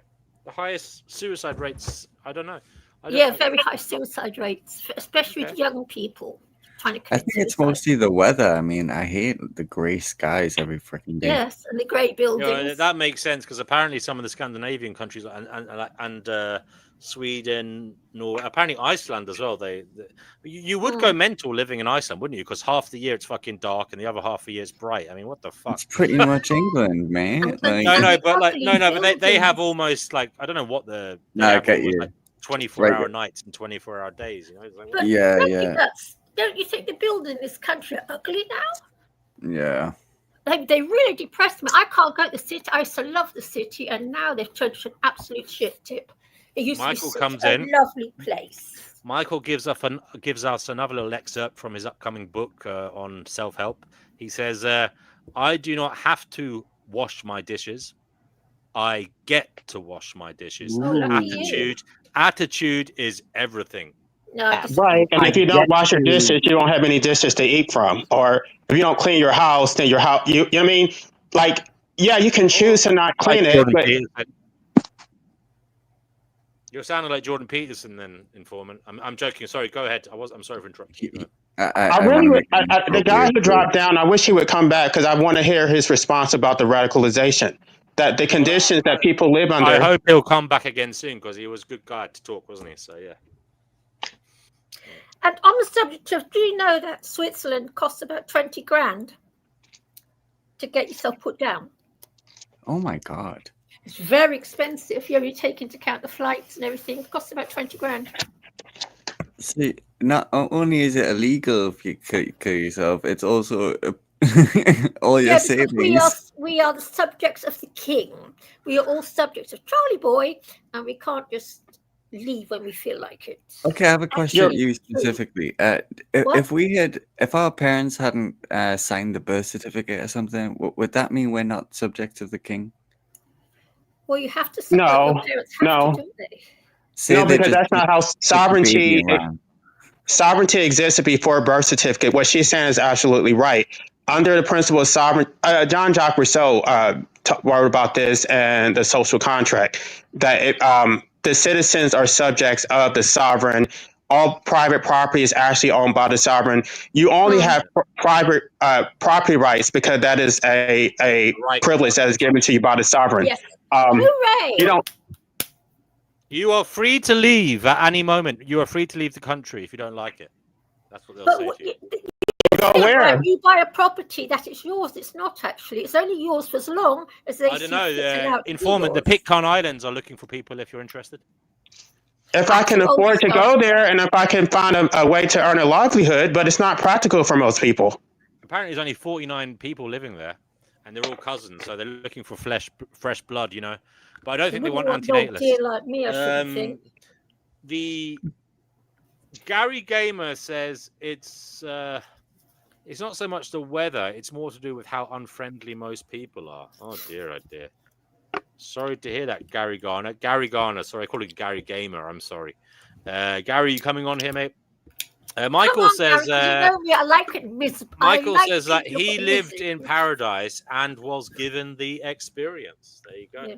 Michael has had a very, Michael's had an amazing experience. You know, it would seem. So lucky him. I'm going to push back against that though. So I don't understand. Like, if someone is tortured or if they're sexually assaulted, then it's not the fact that they were sexually assaulted. It's their perspective, how they responded to it. They can choose to be happy about it. Like, that doesn't make any sense to me. No, it doesn't make any sense, but it is what it is. You know, there's a lot of people that think like Michael in this world. I would say, as a matter of conserving your own sanity, try not to get too worked up about it, because you will go batshit crazy. Because there's a lot of people who talk like that. I try to manage to stay sane with completely nihilistic type of jokes. So never mind. I'm going to pause. Oh, sorry. Can I just talk about euthanasia? Well, sure. Gary makes a good point. He says people are depressed because they have no access to green spaces and living in small overcrowds. But having said that, sorry to piss on your parade, Gary. London, in particular, is one of the biggest what they call urban forests. Yeah, and it's very little for us. Green spaces compared to most cities around the world. They actually BMW, this is how optimistic you are. Sorry? You're being very optimistic. No, I'm just being truthful. He's complaining. I'm being truthful. He's complaining about the UK, and I'm saying, believe me, it's worse than other countries. He's right. Have you ever seen an aerial view of London? How the vast majority of people are completely removed from any green space. Yeah, you have to travel several hours on a grubby bus or whatever. We're not that well off in London. That's not true. There's lots of parks around London. Most places I've ever lived in London, you could walk like 10 minutes, you get to a park. Yeah, but those. Well, I'm afraid I agree. I will say one thing. I will say one thing. The standard of the park depends on your postcode, and that's something. Oh, correct. Well, you're saying something, right? I want to bring Jay. But can I just say about parks? one last word from me. I used to sunbathe in the parks back in the 70s and 80s. I used to sunbathe in Hyde Park with a little bikini on. No one used to ever bother me. But now, if you go in the park and sunbathe, they're liable to get half a dozen blokes come and lay right down right next to you. Even I get pestered, and I'm in my 70s. That's how bad things are. Wow. Because they like you, Chickpea. They like you. Yeah, well, I don't like them. I want to be left alone. But They it's also true. might be trying to. They also I might be get- trying to 'cause steal I've your got handbag. blonde hair, They might. I They get might be trying to steal pestered. your handbag when you close your eyes. Yes, and because I've got blonde hair, you know, they've got a thing about blonde hair. It's yeah. sickening because I remember back in the 70s and 80s, used to be so free in London. It was the most wonderful place. Now that's all gone. And it's completely Okay. gone. Sit on the bus in the pensioner's seat. Some young bloke comes and plonks himself right down next to me. It's true. This actually happens. Well, when you I'm did. 70. You did tell her. You did tell us some blokes. Was it you who told me some bloke was playing Yes. with himself beside you on the bus? Yeah. What? Yeah. Yeah. You know, that's That's actually how bad London's becoming. no, yeah, Which that's is actually good, become well. like. Oh, sorry, Chickpea. Go ahead. He was sitting, you know, playing with himself. That's how bad London's becoming. It's all. It's like living in the Middle East again. I've lived in the Middle East, and you had to be very careful. Oh, But- careful. That was Yeah, possible that's- racism. yes, you know, it's all I don't know racist, much. isn't it? Okay, careful. Now, we want to bring JE in here. JE, what's going on? Hey, no, I just want to say that I agree with a lot of what anti-natalist informant has said. You know that, for example, what he said about you know, the fact that we own nothing. Yeah. Yeah, that's true. Like he said, like the little private property that we have is just a privilege that the elites give us to give us this Yes. false sense and illusion of freedom, but in actuality, they own and control everything, and we don't even realize how much they actually own and control. You know, Yeah. and so we only actually own we don't actually own as much as we think we own. Plus, D&W on the subject of parks, it's not just walking in the park, it's having access to the soil that you can put your hands in the soil and plant trees and grow carrots. It's not just walking. Yeah, if I I had mean, some there are land- lots. I will say one thing. Again, in mitigation, although I don't think it's proper mitigation, there are lots of gardening groups, and you can volunteer to clean up your parks and forests around you. Now, having said that, that involves meeting other people, and sometimes that's problematic. So I do commiserate with you. It is nice to have your own little garden. Well, you know, I do have it. I do have a little space. I've got a tree outside my bedroom window. And it's good for you. I look, I loved it. That's why I did it for a good few years. You know, I did landscaping and that. So Yeah, I still do I it. purposefully did that to get out of the fucking corporate world. Yes, And exactly. it is good for the soul. You know. Yes. The exactly. proof that we don't actually own our property is that we have to pay property taxes even after we pay off our mortgage. And so if you don't pay your Exactly. property taxes, they're going to take your house. And the government can actually regulate how you use your property. You have to get permission to put certain structures on your own property. Yeah. You can't even necessarily garden in you can't, not on your front lawn. Like in certain municipalities, they're going to regulate what you're allowed to grow in your own property. So, But this look, one last example. Informant. We live in a society, and you know as well as I do, there will be people who would build, if there weren't, for example, building regulations, people would be building shoddy, substandard structures that would be in danger of collapsing and killing people, and innocent bystanders, neighbors, and people walking by. So clearly, building regulations are necessary for a civilized society. I was going to give one last example. And so at my house, there's a lot next to my house, which is owned by the city. The city neglected their property. The tree fell on my fence. It caused hundreds of dollars in damage. And then when I sued the city, they claimed sovereign immunity because they're the sovereign, and so they don't have to pay for the damage they caused to my property. I'm just a subject, so I have to pay for damage that I did not cause. If this was a private citizen, I could sue and recover, but they're above the law. They can do whatever they want. Yeah. I mean, that sounds bizarre. I mean, I think No, I've come across the law. that in the law. That's how the law works. It's not always like that, Jay. It's not always like that. No, they filed a motion. They filed a motion to dismiss. They filed a motion to dismiss. It's the law where you are. But I assure you, if a tree fell from the street onto my property, I could sue them. I know I could. But where you are, it's that's weird. Right, but I'm just saying, making a point that I don't own my property. They can do what they want, and I have no actual rights. I have privileges. Yeah.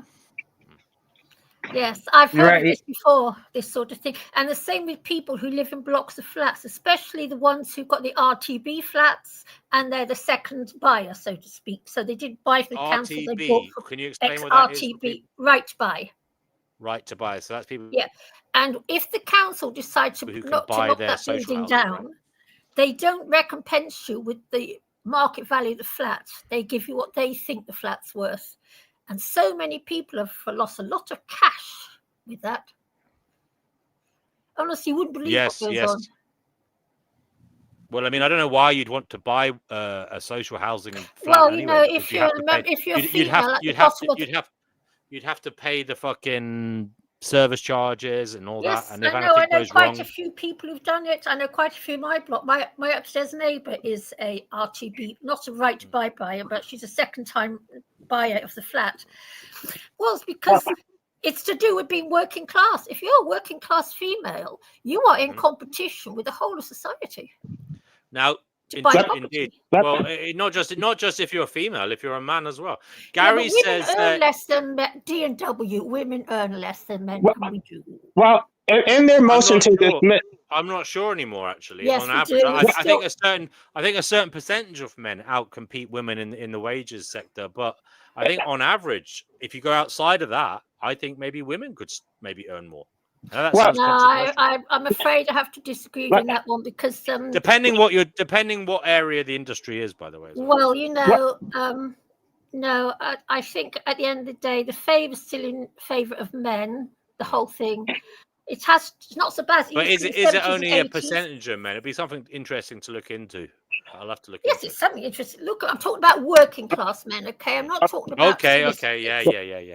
When I sued the city.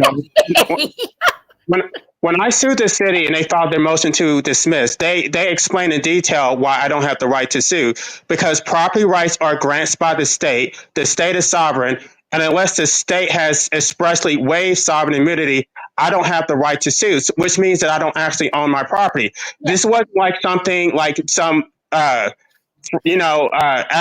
of the law. They explained in detail. They had all this case law backing up everything they said.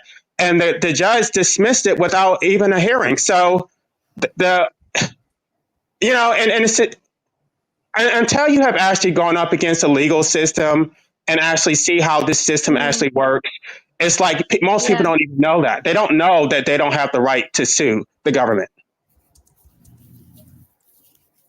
And this was something that they were supposed to get away with in America, that we're supposed to be getting away from the British system of the king, the monarch being sovereign. And then we're just going to basically follow the same system that the British are following. It's feudalism. I think we'd like to dismantle the monarchy here too. How do you feel about that, Chickpea? Well, do it. Why don't you guys do it? Like, get together and try to dismantle it, man. Come on. Because people love it. They stand on the street waving. Well, can we get rid of it? Sentimental attachment, tradition, these types of things. Also, they also say it brings in money from tourism. No, it's all just brainwashing. They're brainwashed and conditioned to accept these are the reasons. These are the reasons given. These are the reasons. Right, that's what I'm saying. They're brainwashed to think that they should accept those reasons for keeping the monarchy. One of them's a known Epstein pedophile. Yeah, exactly. Why don't we just kill him? No, I loathe them. I must admit, absolutely loathe them. We don't know if he is. I want to say that because I don't want to get sued. We don't know for sure. I don't want to get assassinated. I doubt that Prince Andrew or whatever listens to our type of YouTube. We don't know for sure what went on, so we can't say things like that. We have to have due process. You have to have due process. So just be careful. Andrew and Epstein. We have to have due process, brother. Hasn't it been done? No, I think there was a court case and that the Queen bailed him out.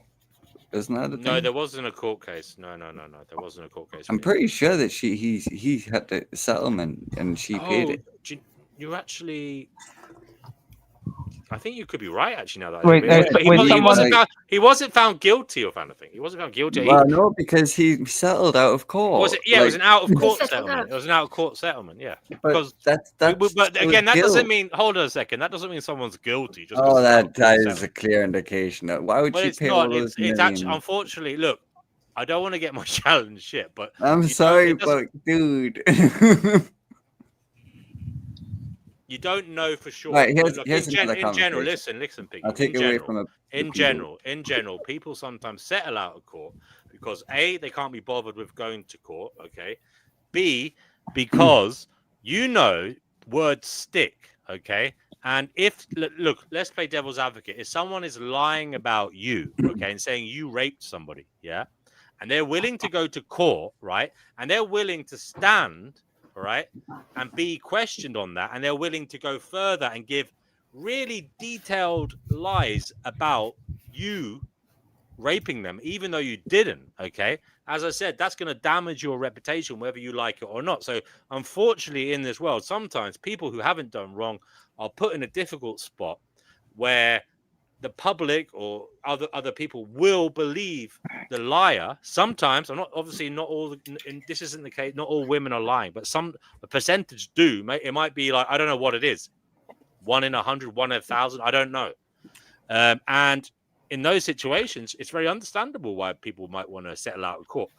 Also, because sometimes decisions are made on emotion. Juries, the evidence is there, it's circumstantial, but people still, it's also, you're not guaranteed to be a free man after the decision, Even if you're royalty, there's a hell of a lot of risk involved. Even if you're royalty in an English court, come on. Well, say that, I don't know, man. I mean, that's what I'm saying. It's like a conflict of interest, even at that point. You couldn't even trust his own English court system with his mummy at the helm. Like, what? Yeah, I think it was the American courts he was worried about, actually. No, what's the way? But anyway, other than that, and before my channel gets fucking taken out and I get assassinated, you're fine. Everyone, you know how many people have talked about that Andrew thing? You're fine. Yeah, but there's a thing called fucking. It's just buzzwords. You just got to be careful what you say on YouTube. Oh yeah, the AI is probably the AI. Yeah. So anyway, I'd like to say, I don't know what Andrew did. I would say people should be innocent, presumed innocent until shown to be guilty. But he was photographed with that girl. He had his arms around her. Yeah, just because you have a photo again. Come on, fucking hell! I can't believe I have to say this again. I don't. Just because you have a photo of someone doesn't guarantee. Right. The worst case scenario. She was in a situation with. Well, I know she was, but again, it doesn't mean he knew that. And I by the way, I'm not I can't believe I'm just playing devil's advocate here, right? And I am being honest here. Just because someone is photographed with someone is not fucking hardcore evidence to say, oh yeah, that person fucking molested or raped that person. Doesn't mean jack shit. You need more. There's more of a burden than that. Anyway, can we change the fucking subject? Because I think you're surrounding me like hyenas. No, I'm not. It's not me. No, I wanted to ask Chickpea about something. So I guess you've been around a while. So how do you feel? Been around for years. How do you feel feminism has changed in England over the last decade or 3? Yeah. By the way, guys, can you look what Michael Globe? Look, I never thought after all the shit he said tonight, Michael Global would be the bastion of fucking sensible words. Look, use code words when you're fucking saying something dodgy. For fuck's sake. Now, if you do say dodgy shit in future, I'll have to take you off. All right, and I don't mean. I just mean it's just for the channel, But you can come back again, but just fucking use code words in future. Yeah, everybody remember that. What's the code words? Code words are generally words that rhyme with the word that you want to say. You know what I mean?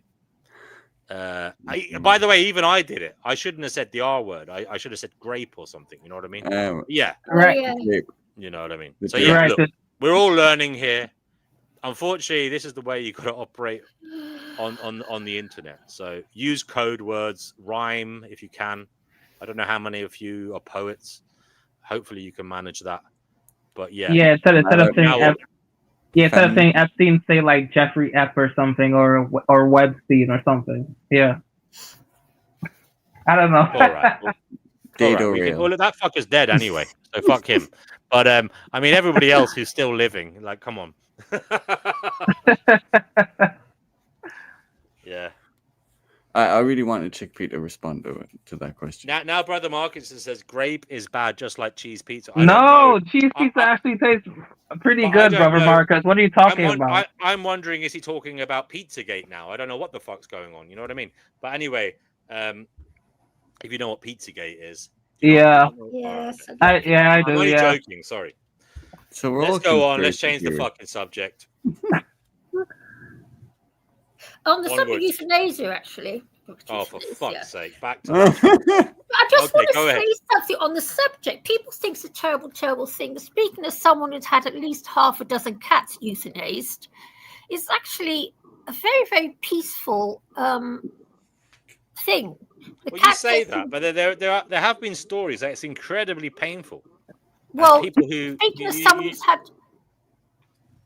Speaking of someone who's had half a dozen. I mean, is there any euthanized- third party? Is it? I don't know how much third-party testimonial there are from the dead fuckers. I mean, they can't exactly Well, come my back and give it cats 5-star certainly didn't rating, look can as they? though. My cats certainly didn't look as though they were suffering. Plus, there was no Maybe they were heartbeat. paralyzed. Maybe they were paralyzed and they couldn't fucking Maybe there move, was but no they were in heartbeat. searing pain There in was their. no heartbeat. There was no heartbeat. But why is there I a double? know. Hold on. Listen to this. I read recently, I read this a long time ago, but unfortunately it popped back up on the algorithm again recently for me. And that was during the French Revolution. They did scientific experiments on the people that were guillotined. Mhm. And, people did stay conscious apparently for, I can't remember what it was. It was like 20 seconds, 30 seconds, Yes, I maybe know, yes. even a minute afterwards.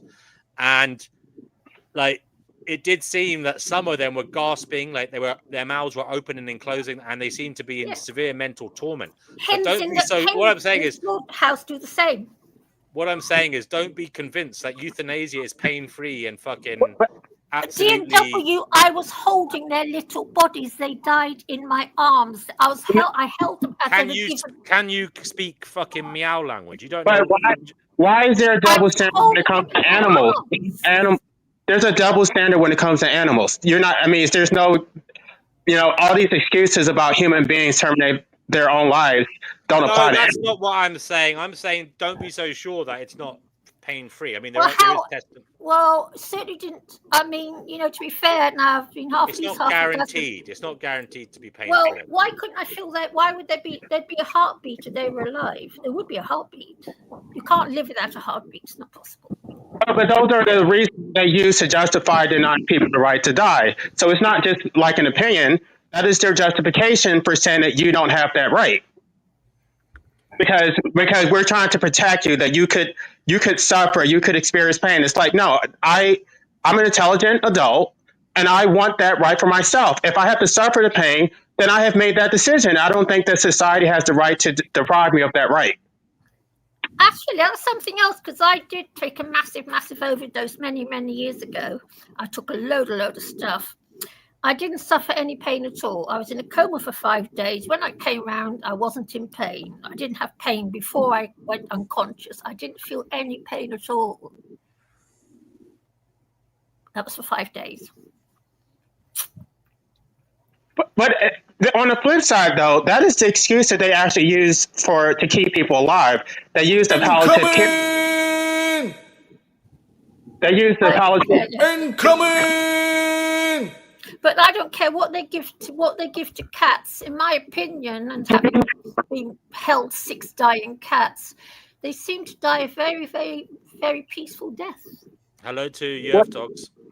And I wait for their bodies to cool down, and then I bury them.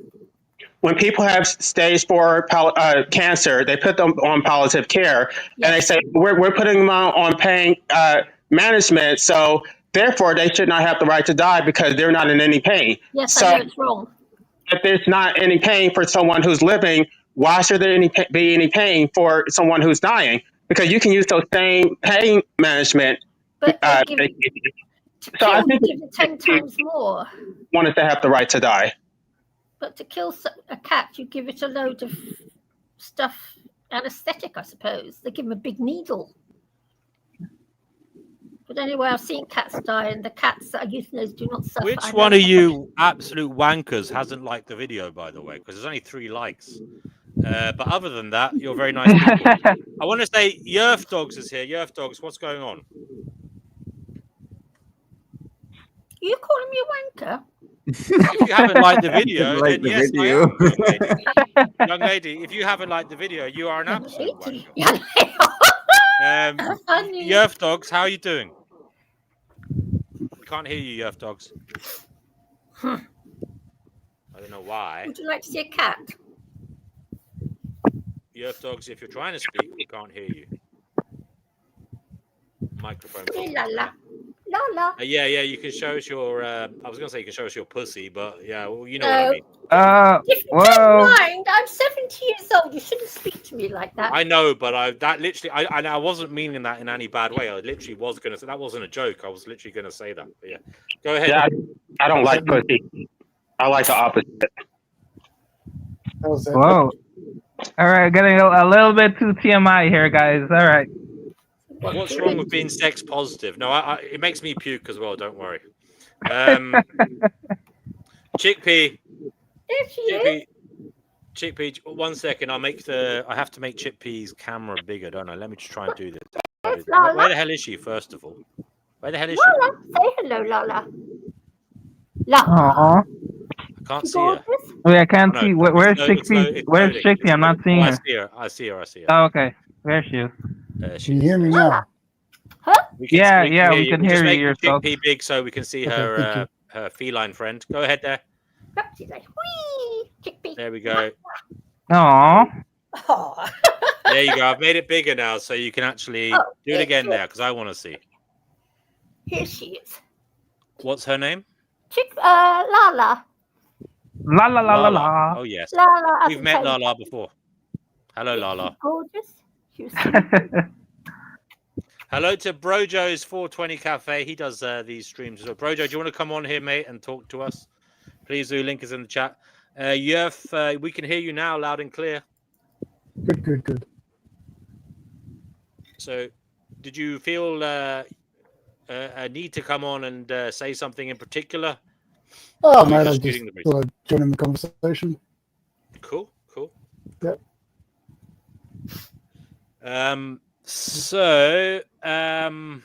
What has been going on in terms of your outlook on reality, Yerf? Nothing's changed, mate. Nothing's changed. Okay. I just think we're still in a messed up place. You know where I stand on this stuff. I'm just a pessimist through and through, and all those other things. Right. Sorry for not being entertaining. Thanks for bringing us right down. Am I joking? Yeah. We're used to it. We're used to it on this show. Come on.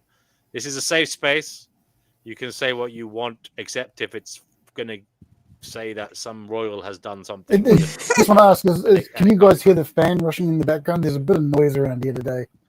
But I hope is the audio coming through okay without too much noise? Yeah. It's cool. Okay. It's kind of spotty a bit, but we can hear you.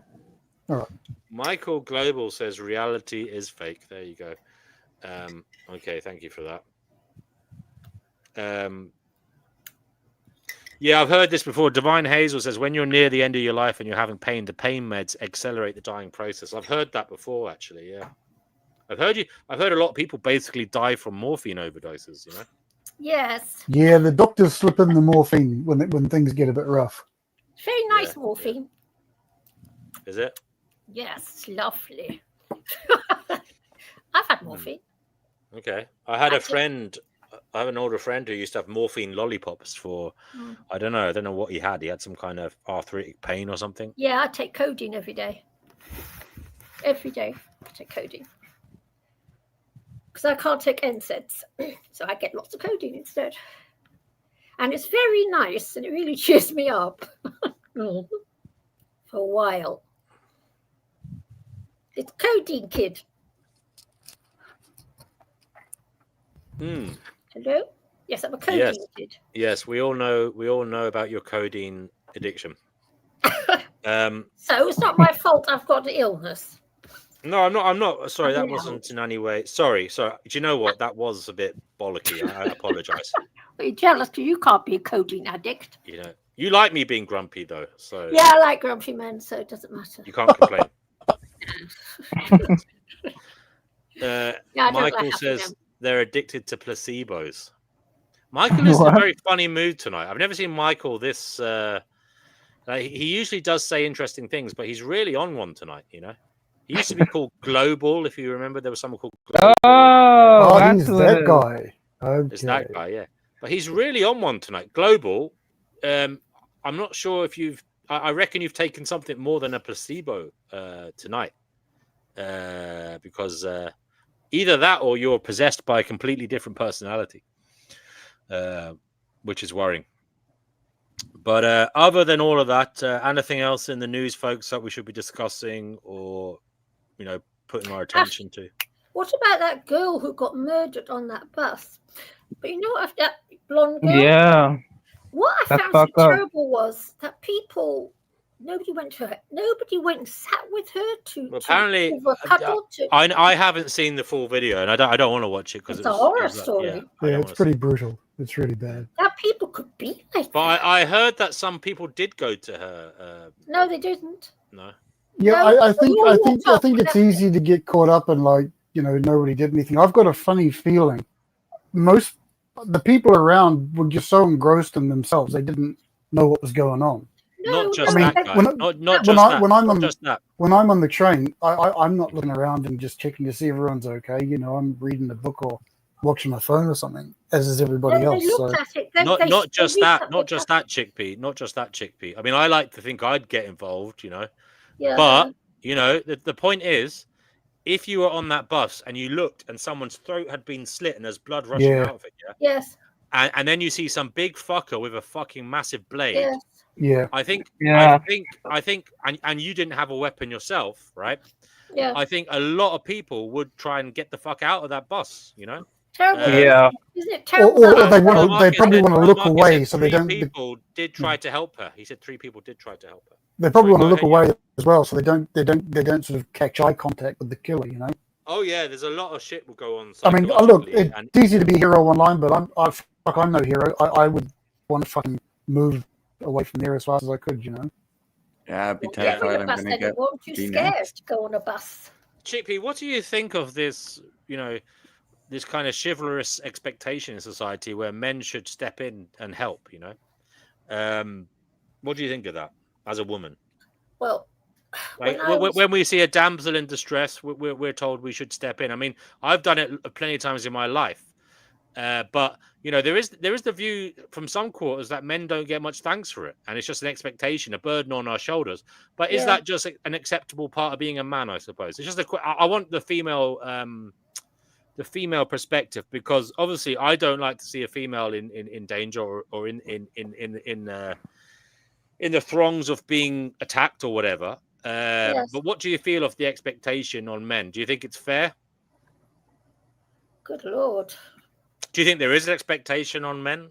Yes. Well, I know that in some countries, in France, for example, maybe not so much when someone's actually being attacked, but you do have the duty of care extends to, like, if you see someone drowning, for example, you should try and save them. If you can throw a rubber ring in or something, or you can do something, if you can wade out and help them, there is an onus on you to do something, if it can be proven that you are able to do something, then you're held liable, like in terms of your duty of care extends to that degree. It doesn't in the UK.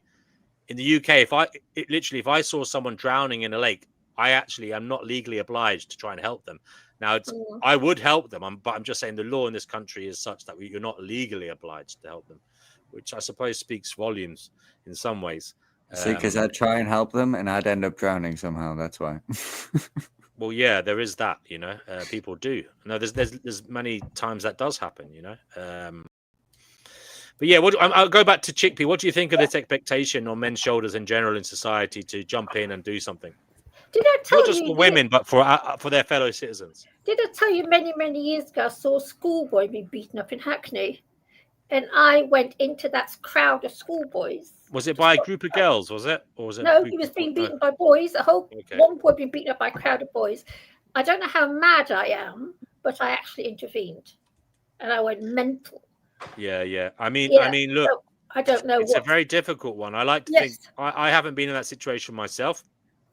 I like to think I'd say, hey, you calm down, don't do that. But these days, a lot of these teenagers have knives and shit. Yes, this was years ago. Yeah. This has been 30 years Or they're ago. completely mental and they'll just say, what the fuck are you on about? And about 10 of them will jump on you and kick the living daylights out of you. Yeah. Years ago. Crazy. Like, the world Because has their changed a brains lot aren't since fully I was formed young. and they have no dads at home, or they have world no has teachers telling them what to, like, telling them how to behave, or, it's not their fault because they're just, society isn't helping them, No, the world has changed so much in the past 30 years. But do I think a man should help? Well, if he can, he should. It's very, very relative because some women are bigger than men nowadays.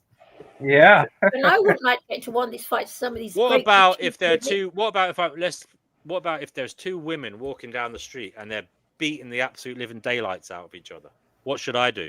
I wouldn't do anything. You're saying, no, what should I do as a man? I'm asking what I should do as a man.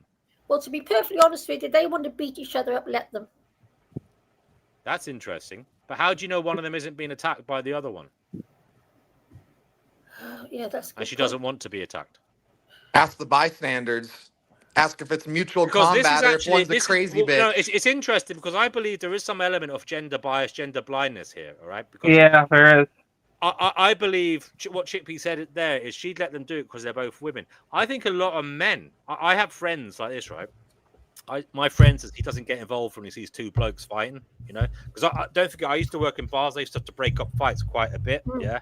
Now, my mates, though, generally now, they wouldn't bother.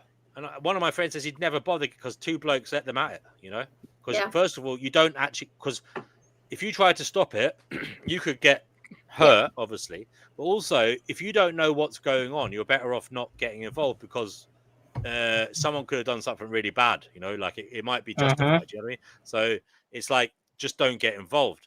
Now that's kind of, it's a difficult one because it's kind of sad, because that means there are a lot of situations clearly where there's an innocent bloke getting attacked by another bloke who's like a bully or just some kind of thug or mugger or whatever, and a lot of blokes will just not get involved.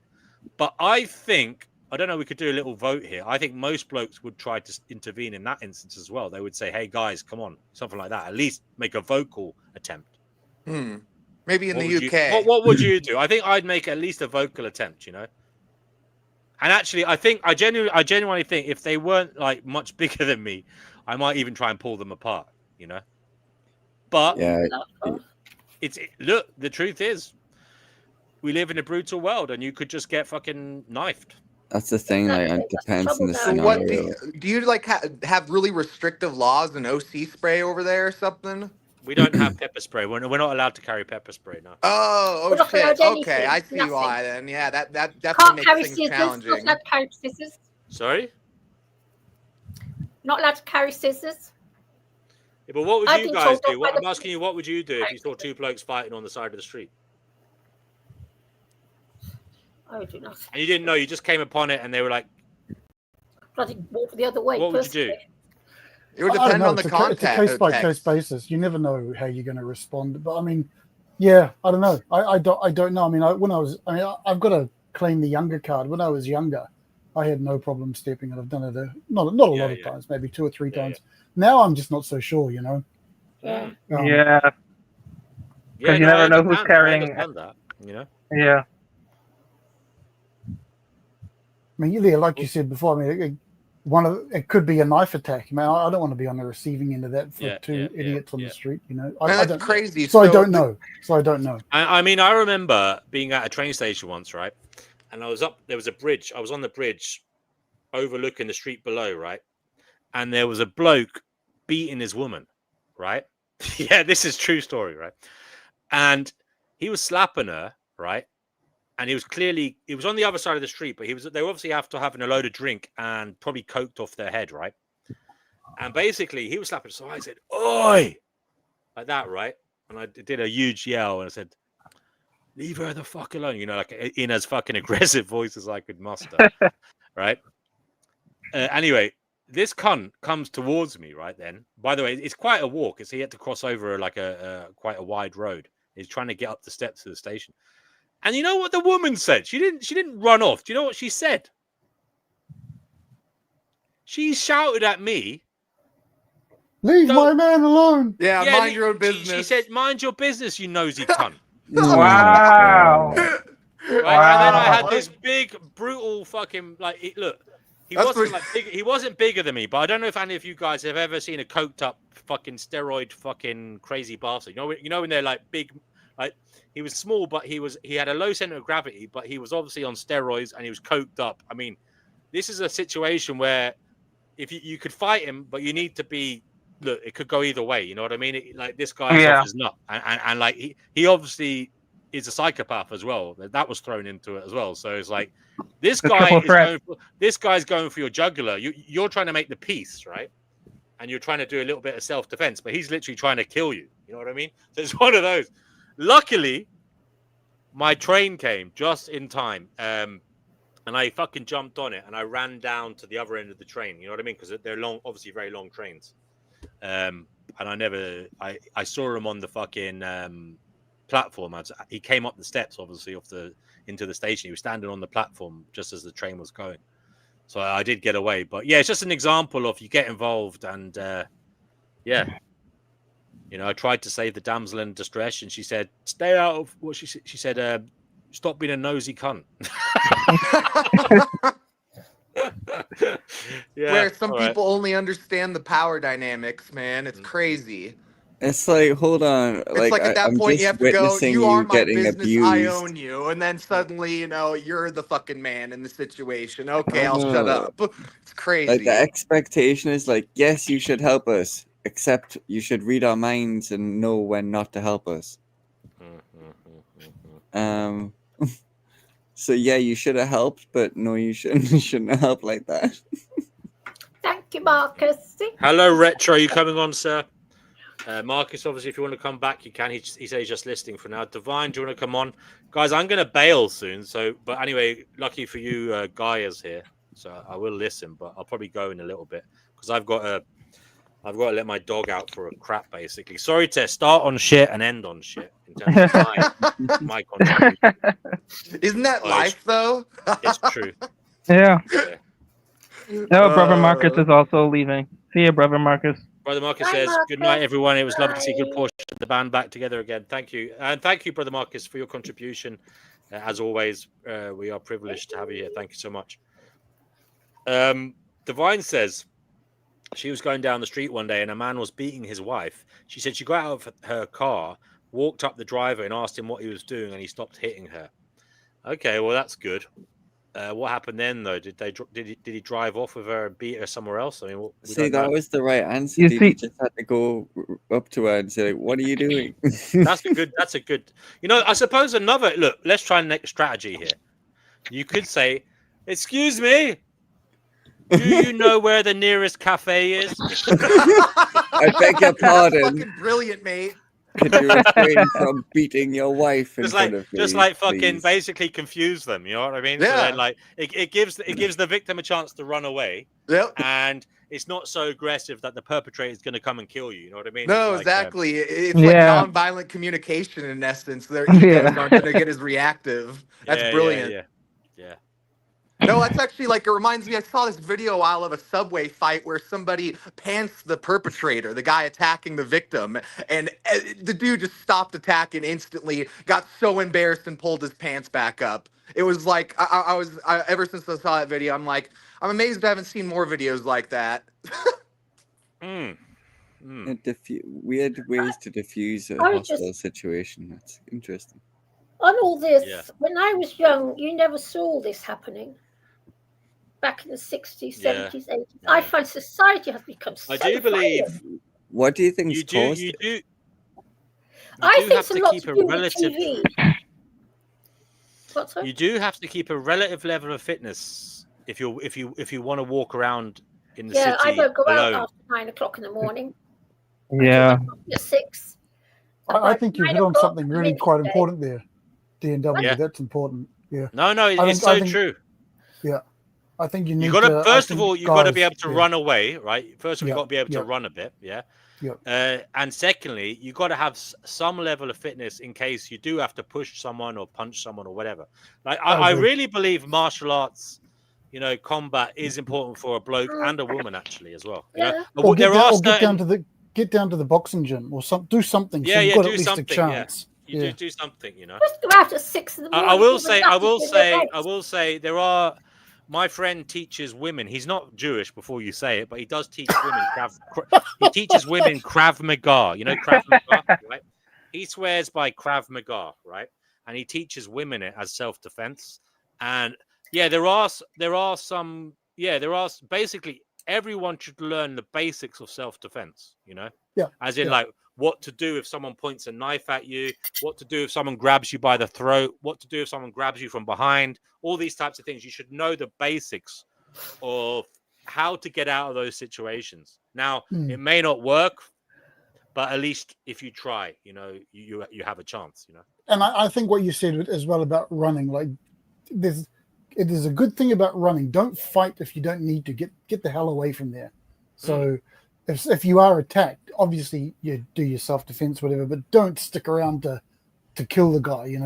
Just go. And I think you're right when you say you got to have a level of fitness to run. Yeah, you do. That you definitely do. You need to be able to sprint. I'd say you need to be able to run at least 100 meters running. It's sprinting.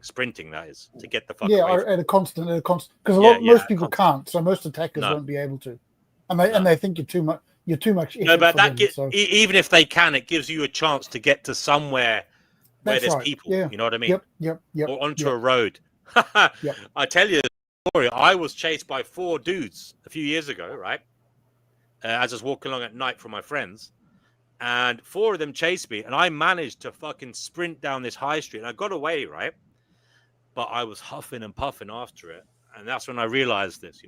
As I said, at the moment, I've unfortunately put on a bit of weight, but I can still run. You know what I mean? I'm able to run. So I have that element of fitness, and I was doing the box exercise in that up until March, wasn't I? I was doing that for a year and a bit. So I have that basic element, but I definitely think it gives you more confidence. And there's something about the confidence as well. If you look, because if you don't have that basic fitness, to some degree, you will look more anxious in your gait. And these predators, right? These criminals, these thugs, they have this kind of psychopathic predatory nature. It's like a lion looking at a herd of zebras. They're going to go for the weak. I'm sorry to say this. It sounds brutal, but it is like that. If you show a weakness to these characters, it's true. It has been shown. If you show a weakness as you're walking along, they'll zone in on it and say he's the easy target, And it's as horrible as it is. Look, you don't even have to be 6'7". You can be a 5'7" dude and just look after yourself and still have a presence. I know loads. I remember when I used to play rugby, there was our hooker, right, was 5'0", yeah. And for those of you who don't know, a hooker is a guy in the middle of the front row of the scrum. It's not a prostitute, just in case you were wondering. But anyway, he was 5'0", but he was probably the most able guy in terms of able to handle himself on the pitch. The guy was an animal, because he had that low center of gravity, right? He was very fucking strong, nimble. As I say, he was not high in height, but he was muscular, strong, and all that. So don't think it's got anything to do with your size. Just try and get. All I'm saying is try and get to some level of fitness for yourself. And also, there's all the benefits, obviously, not just self-defense, but mood and all that. Yeah, I mean, it's the whole shebang. I mean, we always talk about low mood on this channel, but definitely food and exercise. These are the and obviously this little bit of socializing as well that we do, and in real life, hopefully you're doing that as well. Going out, touching grass. These are the basics that you need to do for yourself. Otherwise, life is more hell than necessary. Yeah, sterling advice, mate. Well done. Yeah. So, Divine, you're here. Yes, good evening. How are you? Uh-oh. Uh-oh. Oh, shit. It sounded like someone had got to you, Divine, and put a hood over your head just as I was talking about self-defense. Oh my god, that's brutal. Divine, are you there, darling? Yes. Okay. Well, you don't have to speak if you don't want to. It's good to have you here. Just feel free to interject at any time. Yeah, Retro says he works out like an Olympian 5 or 6 days a week. Yeah, I've seen Retro on video. He definitely does keep fit. So, yeah, that's good, for him. And inspirational, you definitely get that little mood boost from your exercise, the endorphins or the Yes. the rush, it's definitely Yeah, I need to set myself a workout routine. That's my problem. Yeah. No, I'm just a lazy old fart, man. Like, if someone attacks me now, I'm just gonna be like, just do it. Okay. Yeah, same here. I can't be bothered anymore. Well, guys, it is funny to say, but it's not funny if it happens. You know what I mean? We've got to take it seriously. You've got to have personal responsibility for yourself. And I'm not saying you'll be able to prevent it all the time, but at least you have literally a fighting chance. You know what I mean? Yeah. And sometimes, a lot of the times, these fuckers who are willing to do something to you, believe it or not, a lot of the time it only takes one action towards them. If you have a bit of fight in you, they'll run away themselves. I've seen it with old ladies. They reach out and fucking hit someone with a handbag, and the mugger will run away. You know what I mean? So yeah, just You're right. I've seen that. Yeah. Just do it around people and ignore them. That's what you do, man. Then they try to fucking get in a fist fight with you, and they fucking get fired, and everyone's fucking looking at them strange, and you never see them in your fucking city again. Fuck. Had that happen to me personally. I think, though, with aggressive people, I think there's definitely a time in your life where you get more of it, as a younger person, Obviously, I'm getting older now. And I think there's something about, it's probably to do with sexual competition. I think that's probably part of it. When you're a young guy, other young guys will try and fight you on the street and stuff, or be boisterous. Oh, You know what I mean? But if you get a little bit older, I mean, this is the only reason I can see for it. They don't do it as much to you because, you're not a competitor. Now they may not be literally thinking this in their head. Yeah. This is the monkey brain. This is the chimp in them. You know what I mean? It's the chimp in them, basically, trying to outdo the competition, or put down someone of their peers to elevate their own status. You know what I mean? Not me. I'm not me. I'm not gonna fight any guy over a woman. Like, absolutely they not. They could be an asexual or no. I'm incel, just saying it doesn't have to be over a woman. It could just be you walking reaction. down. It might not even be over a woman. You could just be walking home from somewhere and they start a fight with you. I mean, I've known blokes that has happened to. You know what I mean? They've been walking home and they were by themselves, and then they came across a gang of youngsters, and then the way it is. Someone will say something, and then they'll come after you and beat you or something. You know what I mean? Yeah, but I still think that's a primal reaction out of that mate instinct. That I need to show off and to yeah. But what I'm saying is, I don't know for sure, but I think it's more. It's like they generally go for their peers. You know what I mean? Like, so if you get a little bit older, they'll only hit you if you're older. If they want to mug you or something. You know what I mean? Right. Yeah. Yeah. By the way, that's a statistically likely as well if you're walking at night and you meet a group of youngsters. So, but it is what it is. It's human behavior is very strange and can be very problematic. But yeah, luckily I've never been beaten up in public in my adulthood, and I hope I never do, because I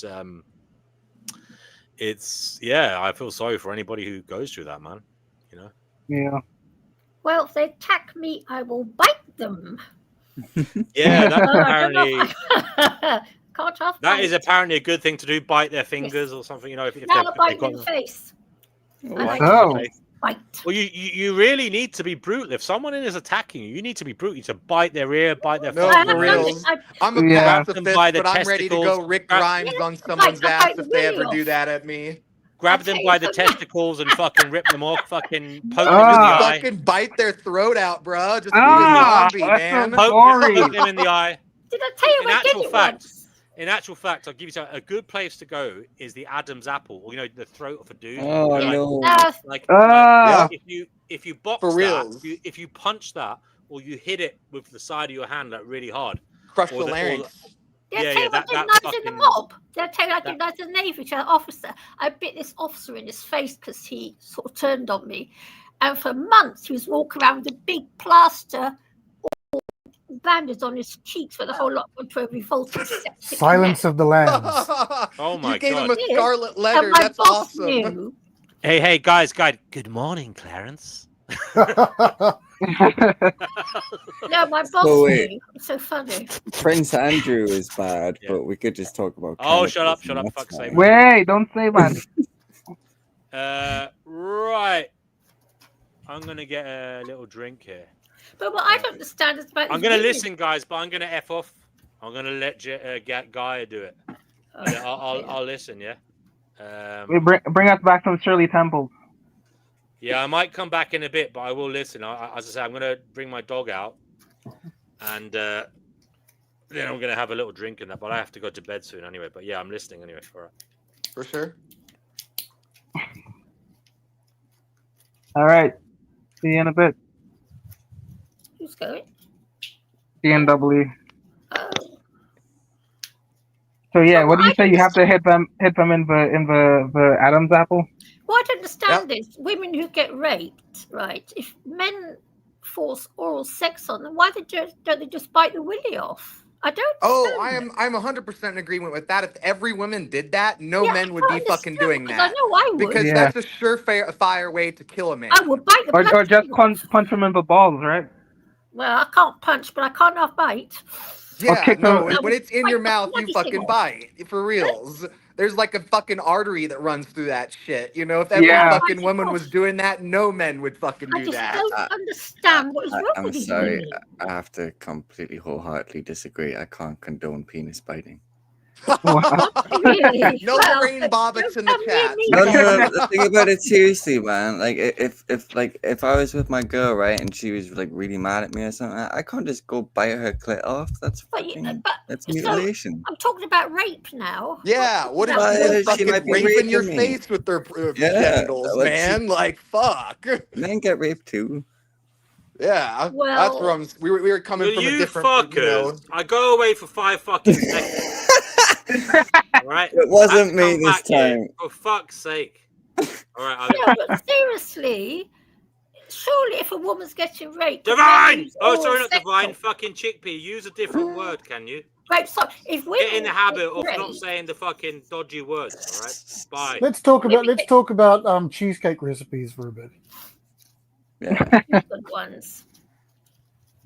Love the texture. I've never gone to creating one. I wanted to ask Chickpea why you think the society's changed so much since the It 70s. has since I was young. Oh, it's changed so much.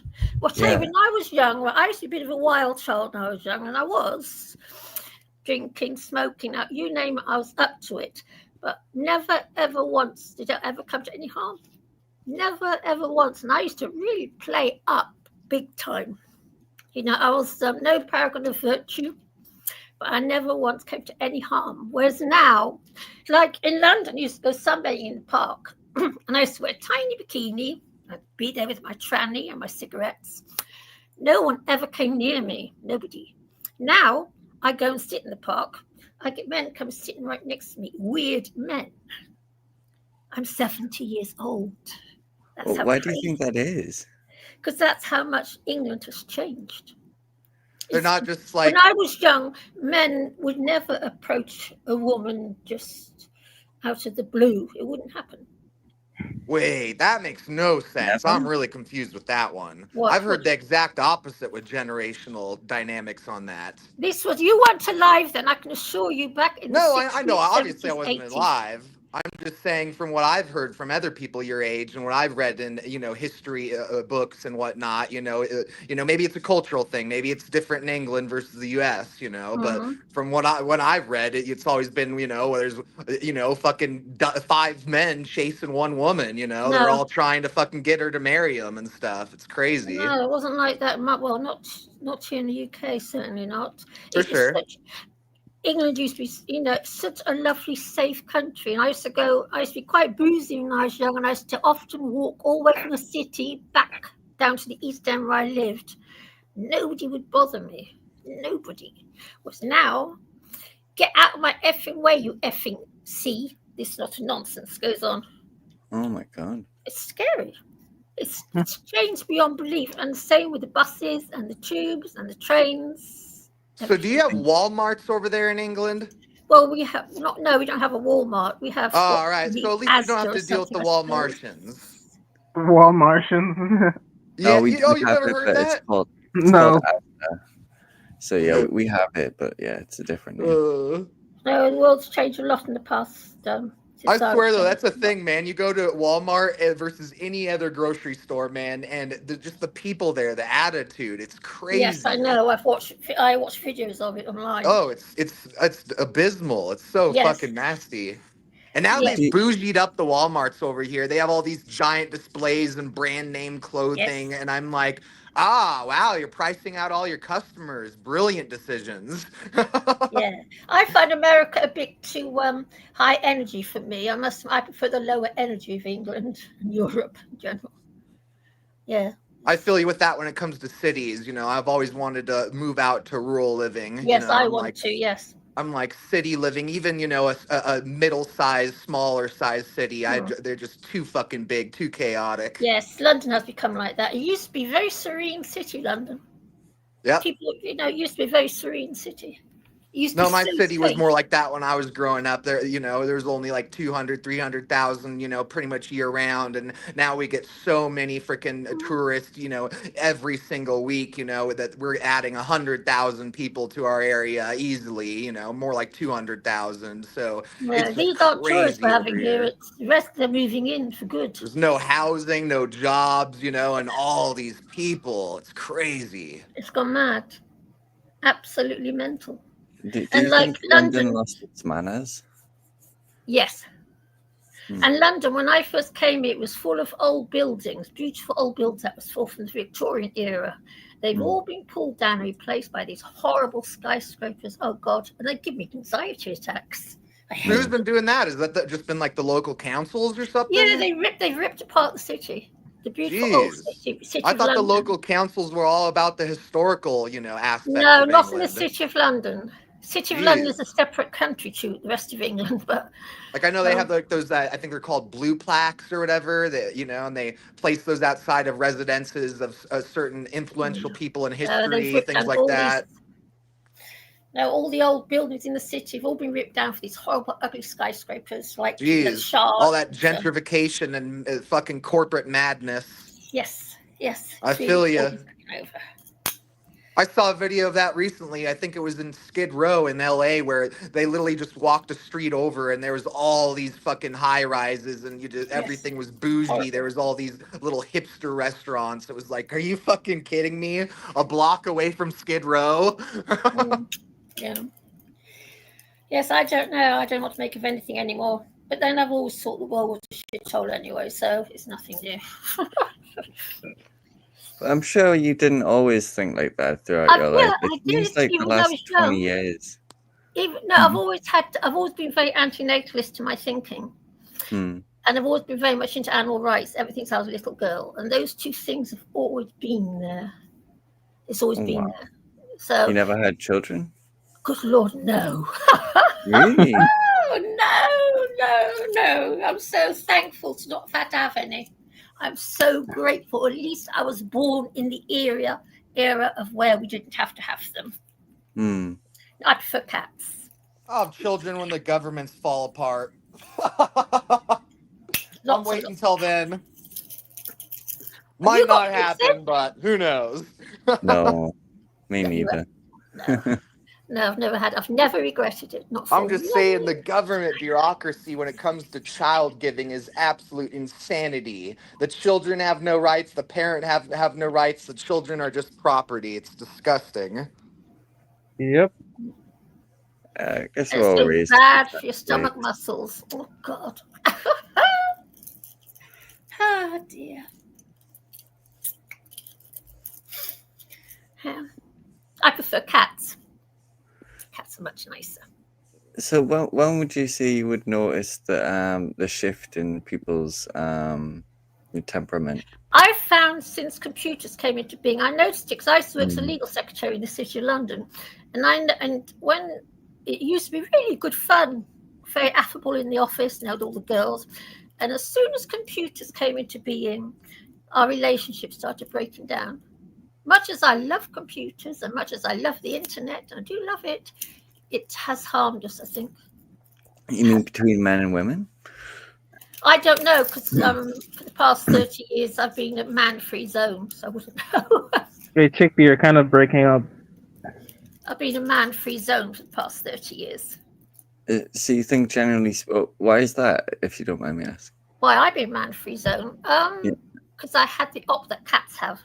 You know the op cats have to stop them from going out getting pregnant? Oh, gotcha. Yeah, I've had the same operation. But that doesn't mean you can't have companionship, though. Why would you not want? It does change. Oh no, it does change you. It's completely changed my behaviour, just like it does to a female cat. And it's actually done that. It's really quite weird. You feel like it makes you more like independent? I'm less needy. That need has gone. Wait, are you guys able to hear Chickpea? Yeah, I can hear her. Like properly? I can hear her properly. Oh, I don't know what's happening on my end, but I can't. She's breaking up for me. No. Yeah, well, that need all goes. It's completely gone. That's why women take HRT to bring that need back. But I decided I didn't want the need back. Quite happy without it. So all I need hormone science is way too lacking. It's all testosterone and estrogen, all this dualistic bullshit.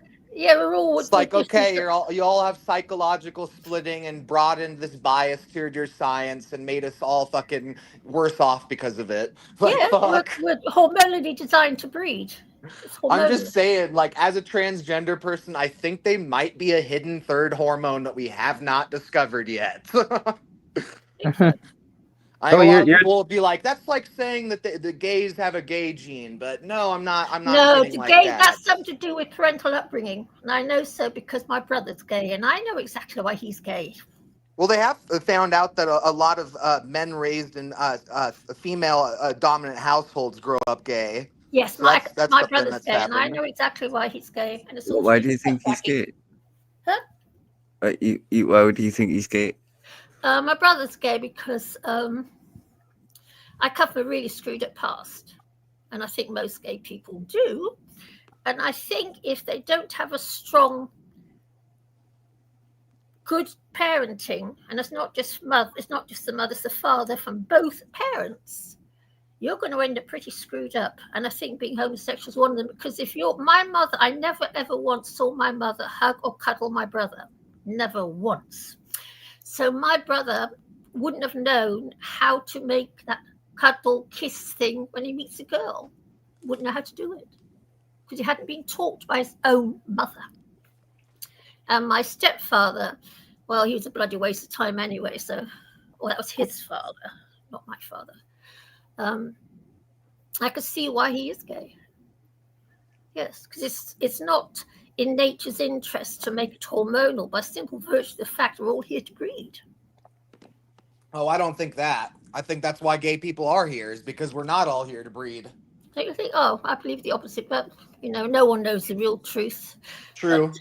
But, I like gay men. I'm always thinking that. I'm always doing like. I always think it's really silly to meet the anti-natalist homophobe, because it's like this person's helping you out, Yeah. For reals. Yeah. Wait, Sage, are you trans? I'm non-binary. Like I'm agender. I basically don't. I'm like I'm not a guy. I'm not a girl. You know, I'm in a guy's body, but I don't play the gender game. Okay, so you don't identify as neither male nor female. No, I'm just a human. He's Okay. androgynous, as we Okay, all are. okay. We're all androgynous.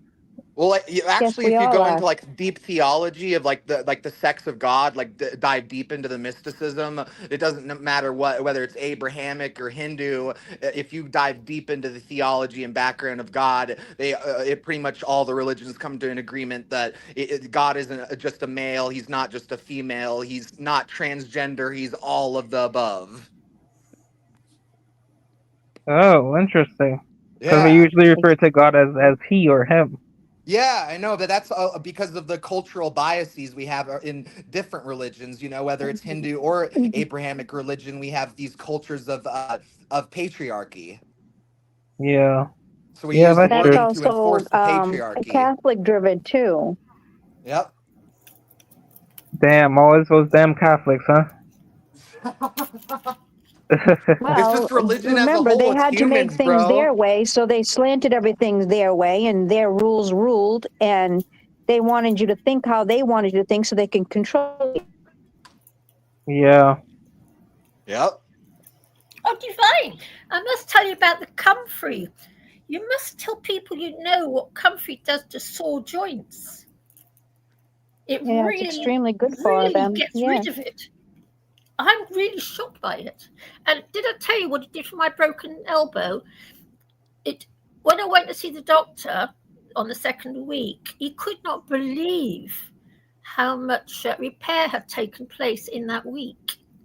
He said, I can't, gosh, I've never seen so much repair so quickly. Yeah. So every day now I rub myself. Yeah, it's even more effective now than it ever has been before. Something has amped up the nutritional and healing power of the herb. They've Yes. only gotten better. And well, I'm very happy about of course, it. everybody's attention on to pay more attention than they ever have as well. So yeah. good. But I'm loving my comfrey. Loving it. Could have done with it 30 years ago. Still, never mind. Well, that's interesting. I didn't know this. What? Roman shared this.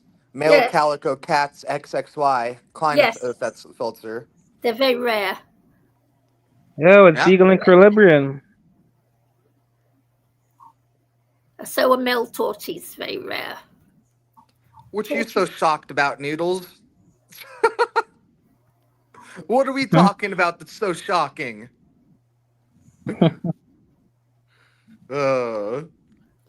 Fucking emojis. Freaking A, man. Just watch as the next GPT is a fucking emoji machine.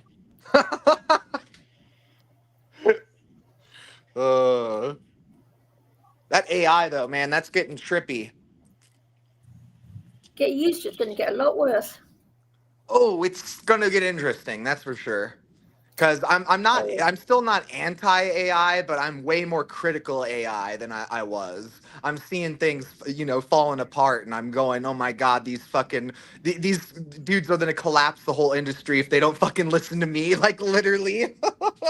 Like fuck, I may not be a computer scientist, but I'm a polymath and I've studied some of this shit, and I'm pretty sure I figured out the problem. Fuck. It's crazy. They're saying it's getting worse and worse because it's not being controlled like it should be. Well, it's not just that, it's literally the language that they're training it on, They're trying to create some super intelligent AI, but they're using dualistic binary language that's only ones and zeros, black and white. So how do you explain the gray? How do you have a computer explain gray when it's only, using black and white? Well, they Wow, don't even that's know the what freaking perfect colors are anyway, analogy. so I don't even know why they're going that level. That is the perfect Oh, I analogy wasn't of using it why as AI literal can't get colors. too I was just complicated. using it as a metaphor. Excuse me, who was just talking? Yeah, apologies. Here you go. That was me. Okay. I was going to say that was a perfect analogy of why AI can't really advance to that super intelligent that they wanted to be in that gray area, because the AI just tells you what it thinks you want to hear. Very Exactly. clever, isn't it? Because in cluster B personality disorders, they also have that exact same problem. They can't Wait, decide in the what? gray area. It's all black and white, binary thinking. Yep. Wait, isn't that also like autistic thinking as well too? I'm not sure about that, but No, I that's wouldn't be actually really a good surprised. point that you brought in, because a lot of diagnostician red flags for autism is psychological splitting, which does include that binary thinking. But ironically, I find most neurotypicals suffer from psychological splitting, from this dualism.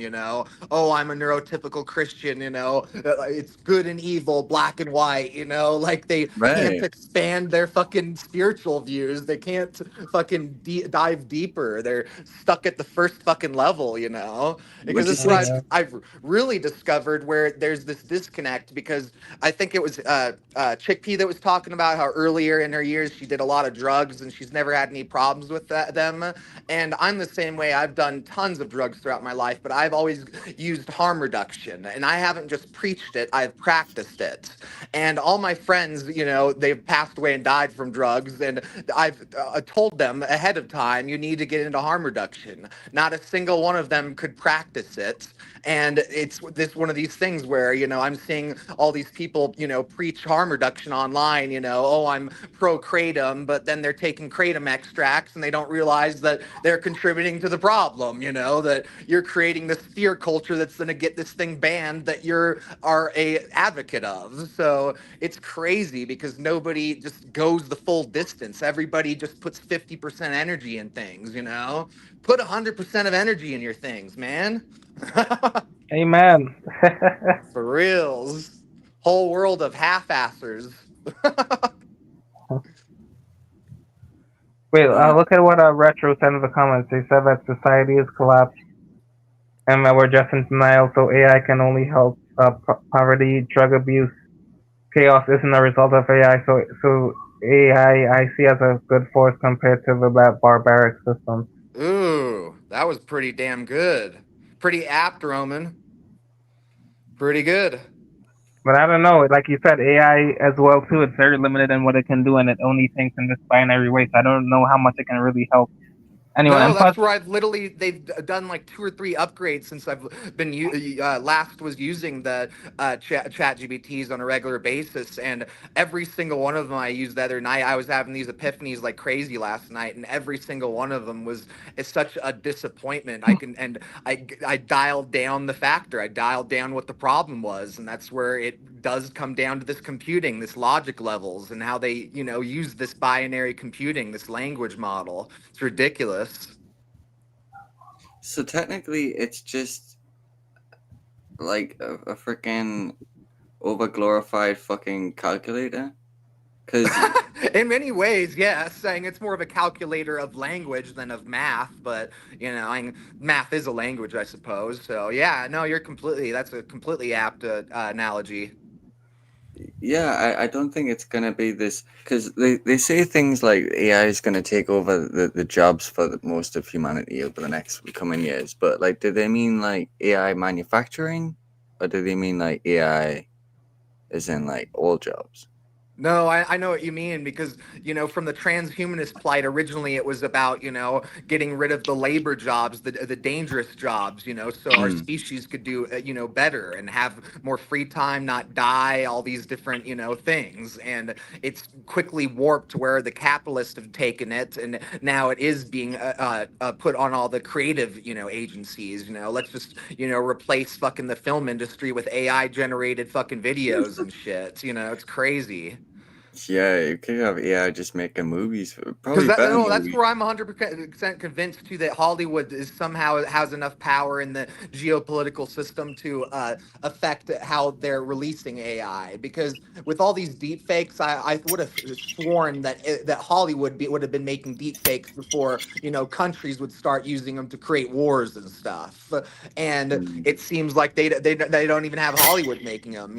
So I think that they're at this analysis paralysis, this existential, fucking crisis mode where they're like, okay, well, we could adapt our industry, but we don't want to. So do you It's think it's like, just not actually gonna happen? Because like I hear alarmist rhetoric, like it's gonna be like taking over all jobs in 5 to 10 years. Like, do you believe that? oh no, Of course it will.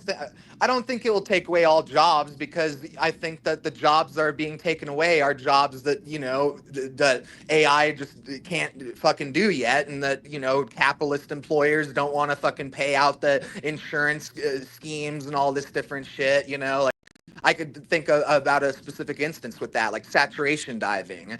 Super dangerous for humans to do, but it's pretty much the only thing that humans need to do. You can't really send, robots down, 2,000 feet and underwater to, fucking fine tune, welding and whatnot. And, but at the same time, the employers are starting to fucking hate, being in this industry because of all the insurance, money they have to pay out because of how dangerous the job is, all the deadly accidents that have happened, raising those rates. So, I think it's more about capitalism and people, removing our jobs than AI getting rid of jobs to help us. So it's like we need to be more aware be more wary of the capitalists and the capitalist, programmers in the AI than the AI itself. Yeah. Yeah. Yeah, because to me, I just feel like it's just like a pretty much a propaganda machine. Like it's just gonna tell you the prevailing narrative, whatever's accepted by the majority. It's definitely, it seems like it's turning into that, and that's a big part of the reason why it's getting so disappointing on my end too, because that's where I literally decided last night. I'm like, okay, I started out with ChatGPT, but apparently I'm just dropping it now, because ChatGPT, literally last night I was asking it for an educational demo on a science a project I wanted to work on, and it was literally saying, I will not teach you how to use anything flammable and light them on fire. And Right. I was like, this experiment is actually really safe and simple for any level-headed, common sense adult to do. Like, this was such infantile babying PR bullshit. Right. And I know exactly where it came from too. What it came from was because that one kid offed himself, and the parents blamed the fucking ChatGPT. So now they made that lawsuit against OpenAI, and OpenAI's, doing all of its fucking programming and shit. Let's force some PR narratives into it so we don't get sued again, and it's just turning into absolute shit. So I'm like, apparently, being the contrarian I am, I need to get off the most popular one and get on to a different one, which I think I found the one I'm liking the most, which is Claude. Because Claude seems to have some level of poetry in its writing. It's a lot more artistic than the other GPTs are. Makes it feel a little bit more human. It's whoever is programmed is what you're going to get. Yep. That's where it's surprising, though, in all honesty, though, because I actually tried out Grok for the first time a couple weeks ago, and it really surprised me how well it did. Like, I thought it was going to come back with, saying that, what I was saying was bullshit, or I'm some fucking, far left terrorist or some shit. But no, it came back with really accurate fucking leftist, fucking understandings of the things I was talking about. And I was really surprised, with its daddy being fucking Elon Musk. I thought it was, and with the fucking bullshit it spews on Twitter, I thought the actual fucking GPT on the website, on the app, would be just as fucking abysmal, but I was surprised. It's crazy stuff. Weird, crazy stuff.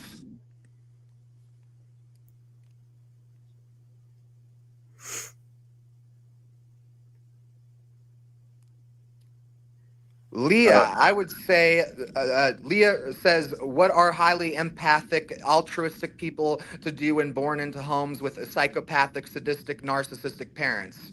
Well, I would say lean into your creativity side before you're even able to escape the situation, and make sure to be able to escape the situation, to break the fucking cycle. And yeah, it's difficult shit. I have a narcissistic father. I may not have both parents from that state, but Just having one's enough to create some level of understanding. Yeah, go later. I gotta be right back for 2 minutes. I'll be back. For sure. I guess it all depends how old you are, too. If you're old enough to speak your truth in front of a judge, then you're old enough to walk away from the situation and be safe. True. Yeah. Because Yeah. I grew up in a situation that was not good. And I regret every moment of it now that I did not say something to someone that could have done something different about it. Right. And it was out of So fear that she'd sock me. And yeah. I'm not a fighter. I just don't have it in me to fight people. But if I see injustices, I will ask them, what the hell are you doing? Because I guess because of how I didn't speak up. I mean, I don't speak up any more now than I used to. It just, if you see someone socking someone and it's unnecessary and it's definitely a powerful situation where a man is fighting a woman, you just walk up to him and say, what the fuck are you doing? Just you walking up there is going to throw him off. He's going to go, is this Right. woman crazy? And I really wasn't any crazier than the average bear, but I knew that whatever I was going to do for however long I was standing there, and he never asked me to leave his property. So I'm assuming he wanted to, get it over with anyway. I I like just your stood approach, there. Hazel. I I like just your stood approach. there It's with my hands on my hips and just asked him plain out, what are you doing? mm-hmm. And like I said, I just think he was so stunned that someone dared to approach him to say anything that he just felt like, oh, bummer, dude. I just got found out. I guess I'm all done with this gig. I don't know. But he stopped anyways. When I knew he was stopped and he was not going to continue, then I left. Yeah, brilliant. Just No, walked I down the love your driveway path and because you take a middle path with that. You don't go and actually force yourself in the situation to where you're touching somebody else or something like that, physically breaking it apart. But at the same time, you're not the bystander, forcing that apathetic spiritual energy in the situation, just making everything that much worse. Like because you're so right. Just by approaching some of these people, you can shock them. Their egos, they are insecure people, or they would not be fighting. exactly, especially women, half their size. But I remember one time I was out and I was singing, and there you could see that there was going to be a ruckus between two men. And I just waltzed up to the first one I came up to and I said, hey, you promised me a dance. Come with me. And he automatically came with me. That distracted him from having a fight, and there was no fight in the place that night. Oh yeah, I forgot about that one. Yeah. Yeah. So, Yeah. I mean, I have done things that were probably no one would suggest, but it was a public venue. I mean, it wasn't by myself. It wasn't out in, the streets or The fact that anything. So, nobody would suggest it is probably the fact that you're doing something right. right. I felt that, I could handle the situation, just to come in between them and say, hey, you promised me a dance. And obviously he did not promise me a dance, because I don't usually dance when I'm performing because it's, crosses the lines. But in this particular instance, I had to do something, or else there was going to be a major fight. And I can't Yeah. watch that stuff. I'm not a fighter, but I can't watch it either. I'm sorry, I can't watch it. Nope. I'm a wuss. Genuine, and I own it.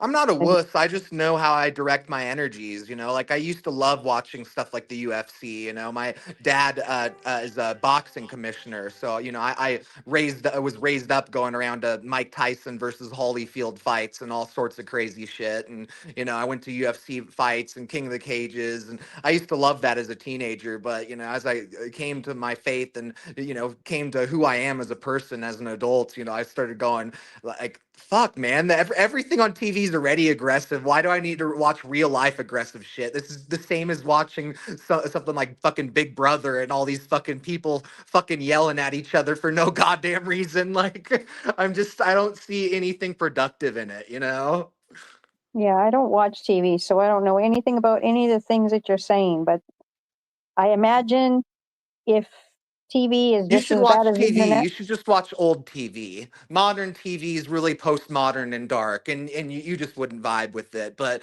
I know No. you like some older TV. You Yeah. yourself had said you grew up with MASH and appreciated that. Yeah, I liked that one. Yeah, MASH was brilliant. So That's yeah, what I I'm mean, saying. We need to bring back the soul of old Hollywood into fucking the new paradigms of media.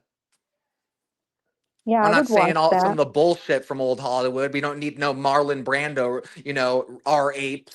I'm being nice for DNW. Yeah. uh, but yeah, it's like Does some Does that anyone know honest about what he's spirit that they talking used to about? have. What was that? I said, is it the chat closed or no? Is the chat closed? No, look, it's still going up here. No, I mean where people can join in. In probably should shut that down, dude. Okay, I'm a little confused here. Can people still join the chat? If they have the link, they can join the chat. Is the chat in the? Is the link in the chat? I will look. Because I swear, every time DNW leaves, and he wants me to have somebody click the links to join the chat with me hosting, there's no link. So it's like, because I'm not seeing a link.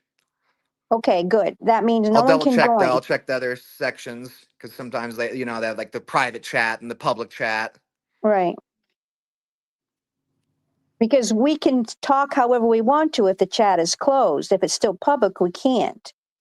Yep. Well, I'm a little confused about that. We can talk about whatever we want, but it's live or it's not live, and there's people that can join, and there's people that can't join. I'm spun around. Right. As long as it's not for public and it's not out in public and it's a private chat. It's live, but there's no links, so nobody extra should be able to join. Okay. And it's still live. Yeah, it's still live at the moment. Okay. Well, it's your business. I'm not gonna. Oh, I'm just trying to communicate so we all know what's going on. Right. It's like, did he just throw that on you and not even ask? What do you mean? Did he just say, I'm leaving? That's it? Oh, And today? Yeah, no. Today he said. Today he said that he had to go take his dog out and he had to have a Okay. drink and that he had to go sleep in the near future. So he Okay. said he'd listen and might join in, but he might not. Something like Okay. that. All right. Just was wondering how he was leaving things now. He seems a little. For sure. No, that makes sense though. I get you. Like you popped off for a second when he was explaining what was going on. I had no choice. The whole machine went down. Everything went down. know. It was because I got a telephone call. And every time I get a telephone call, that's what happens. It's like, it just completely interrupts it. Yep. I said, I have no idea, but all I know is I'm not supposed to be on this phone. So I don't know that's where answer it. everybody needs a freaking PC, a laptop, or 2 cell phones nowadays. It's ridiculous. I can't run a PC at the same time I'm running my phone because if I do, then I don't get any available. Oh, like the bandwidth. You don't have enough bandwidth or something. Yeah. Well, Hello. it's funny how I have plenty of bandwidth when I'm not having lives. Let's just say it that way. It's irritating because it just. All right, guys. It undermines what I can and can't do. Hey, DNW, how you doing? Yeah, not too bad, thank you. It is late here, so I'm going to have to go. But what we could do is end the stream, but you guys can stay here if you want. Yeah, and if you guys want to do that, I'm fine with that. Yeah, I'm fine with that. Okay, cool. And whomever else is here, hopefully they are too. Yeah. Sure. Thanks to everybody who joined. Retro, if you want to come back on, you can. The link is there. I'll just share it. He can let us know if he wants to come back on or not. If he's still there, that is. And then you guys can chat backstage. Me and Gaia have to talk about how to manage the stream when I'm not here. Because if someone new comes, Gaia, do you know there's a thing you can do? You can show the newcomer thing. This until you figure them out, you know what I mean? Because people do flash and stuff on here, so you got to be careful, Mm-hmm. You know that? Yeah, no, I figured that's a possibility. I didn't think about that. Hitting that. That That's wasn't what my first instinct, though. I see that's where what you would that. be concerned about that, though. Yeah, you got to be careful. So put it on before they come on, and then and then let them on underneath it. You know what I mean? And then Yep. figure them out. You got to figure them out for a good 5-10 minutes. Yeah. Anyway, all right. Well, we'll end the stream then, and say good night, everyone, and thank you for joining. It was a good one tonight. So I hope you all benefited, and we'll come back next time. Okay, take care, everybody. Thank you. Peace.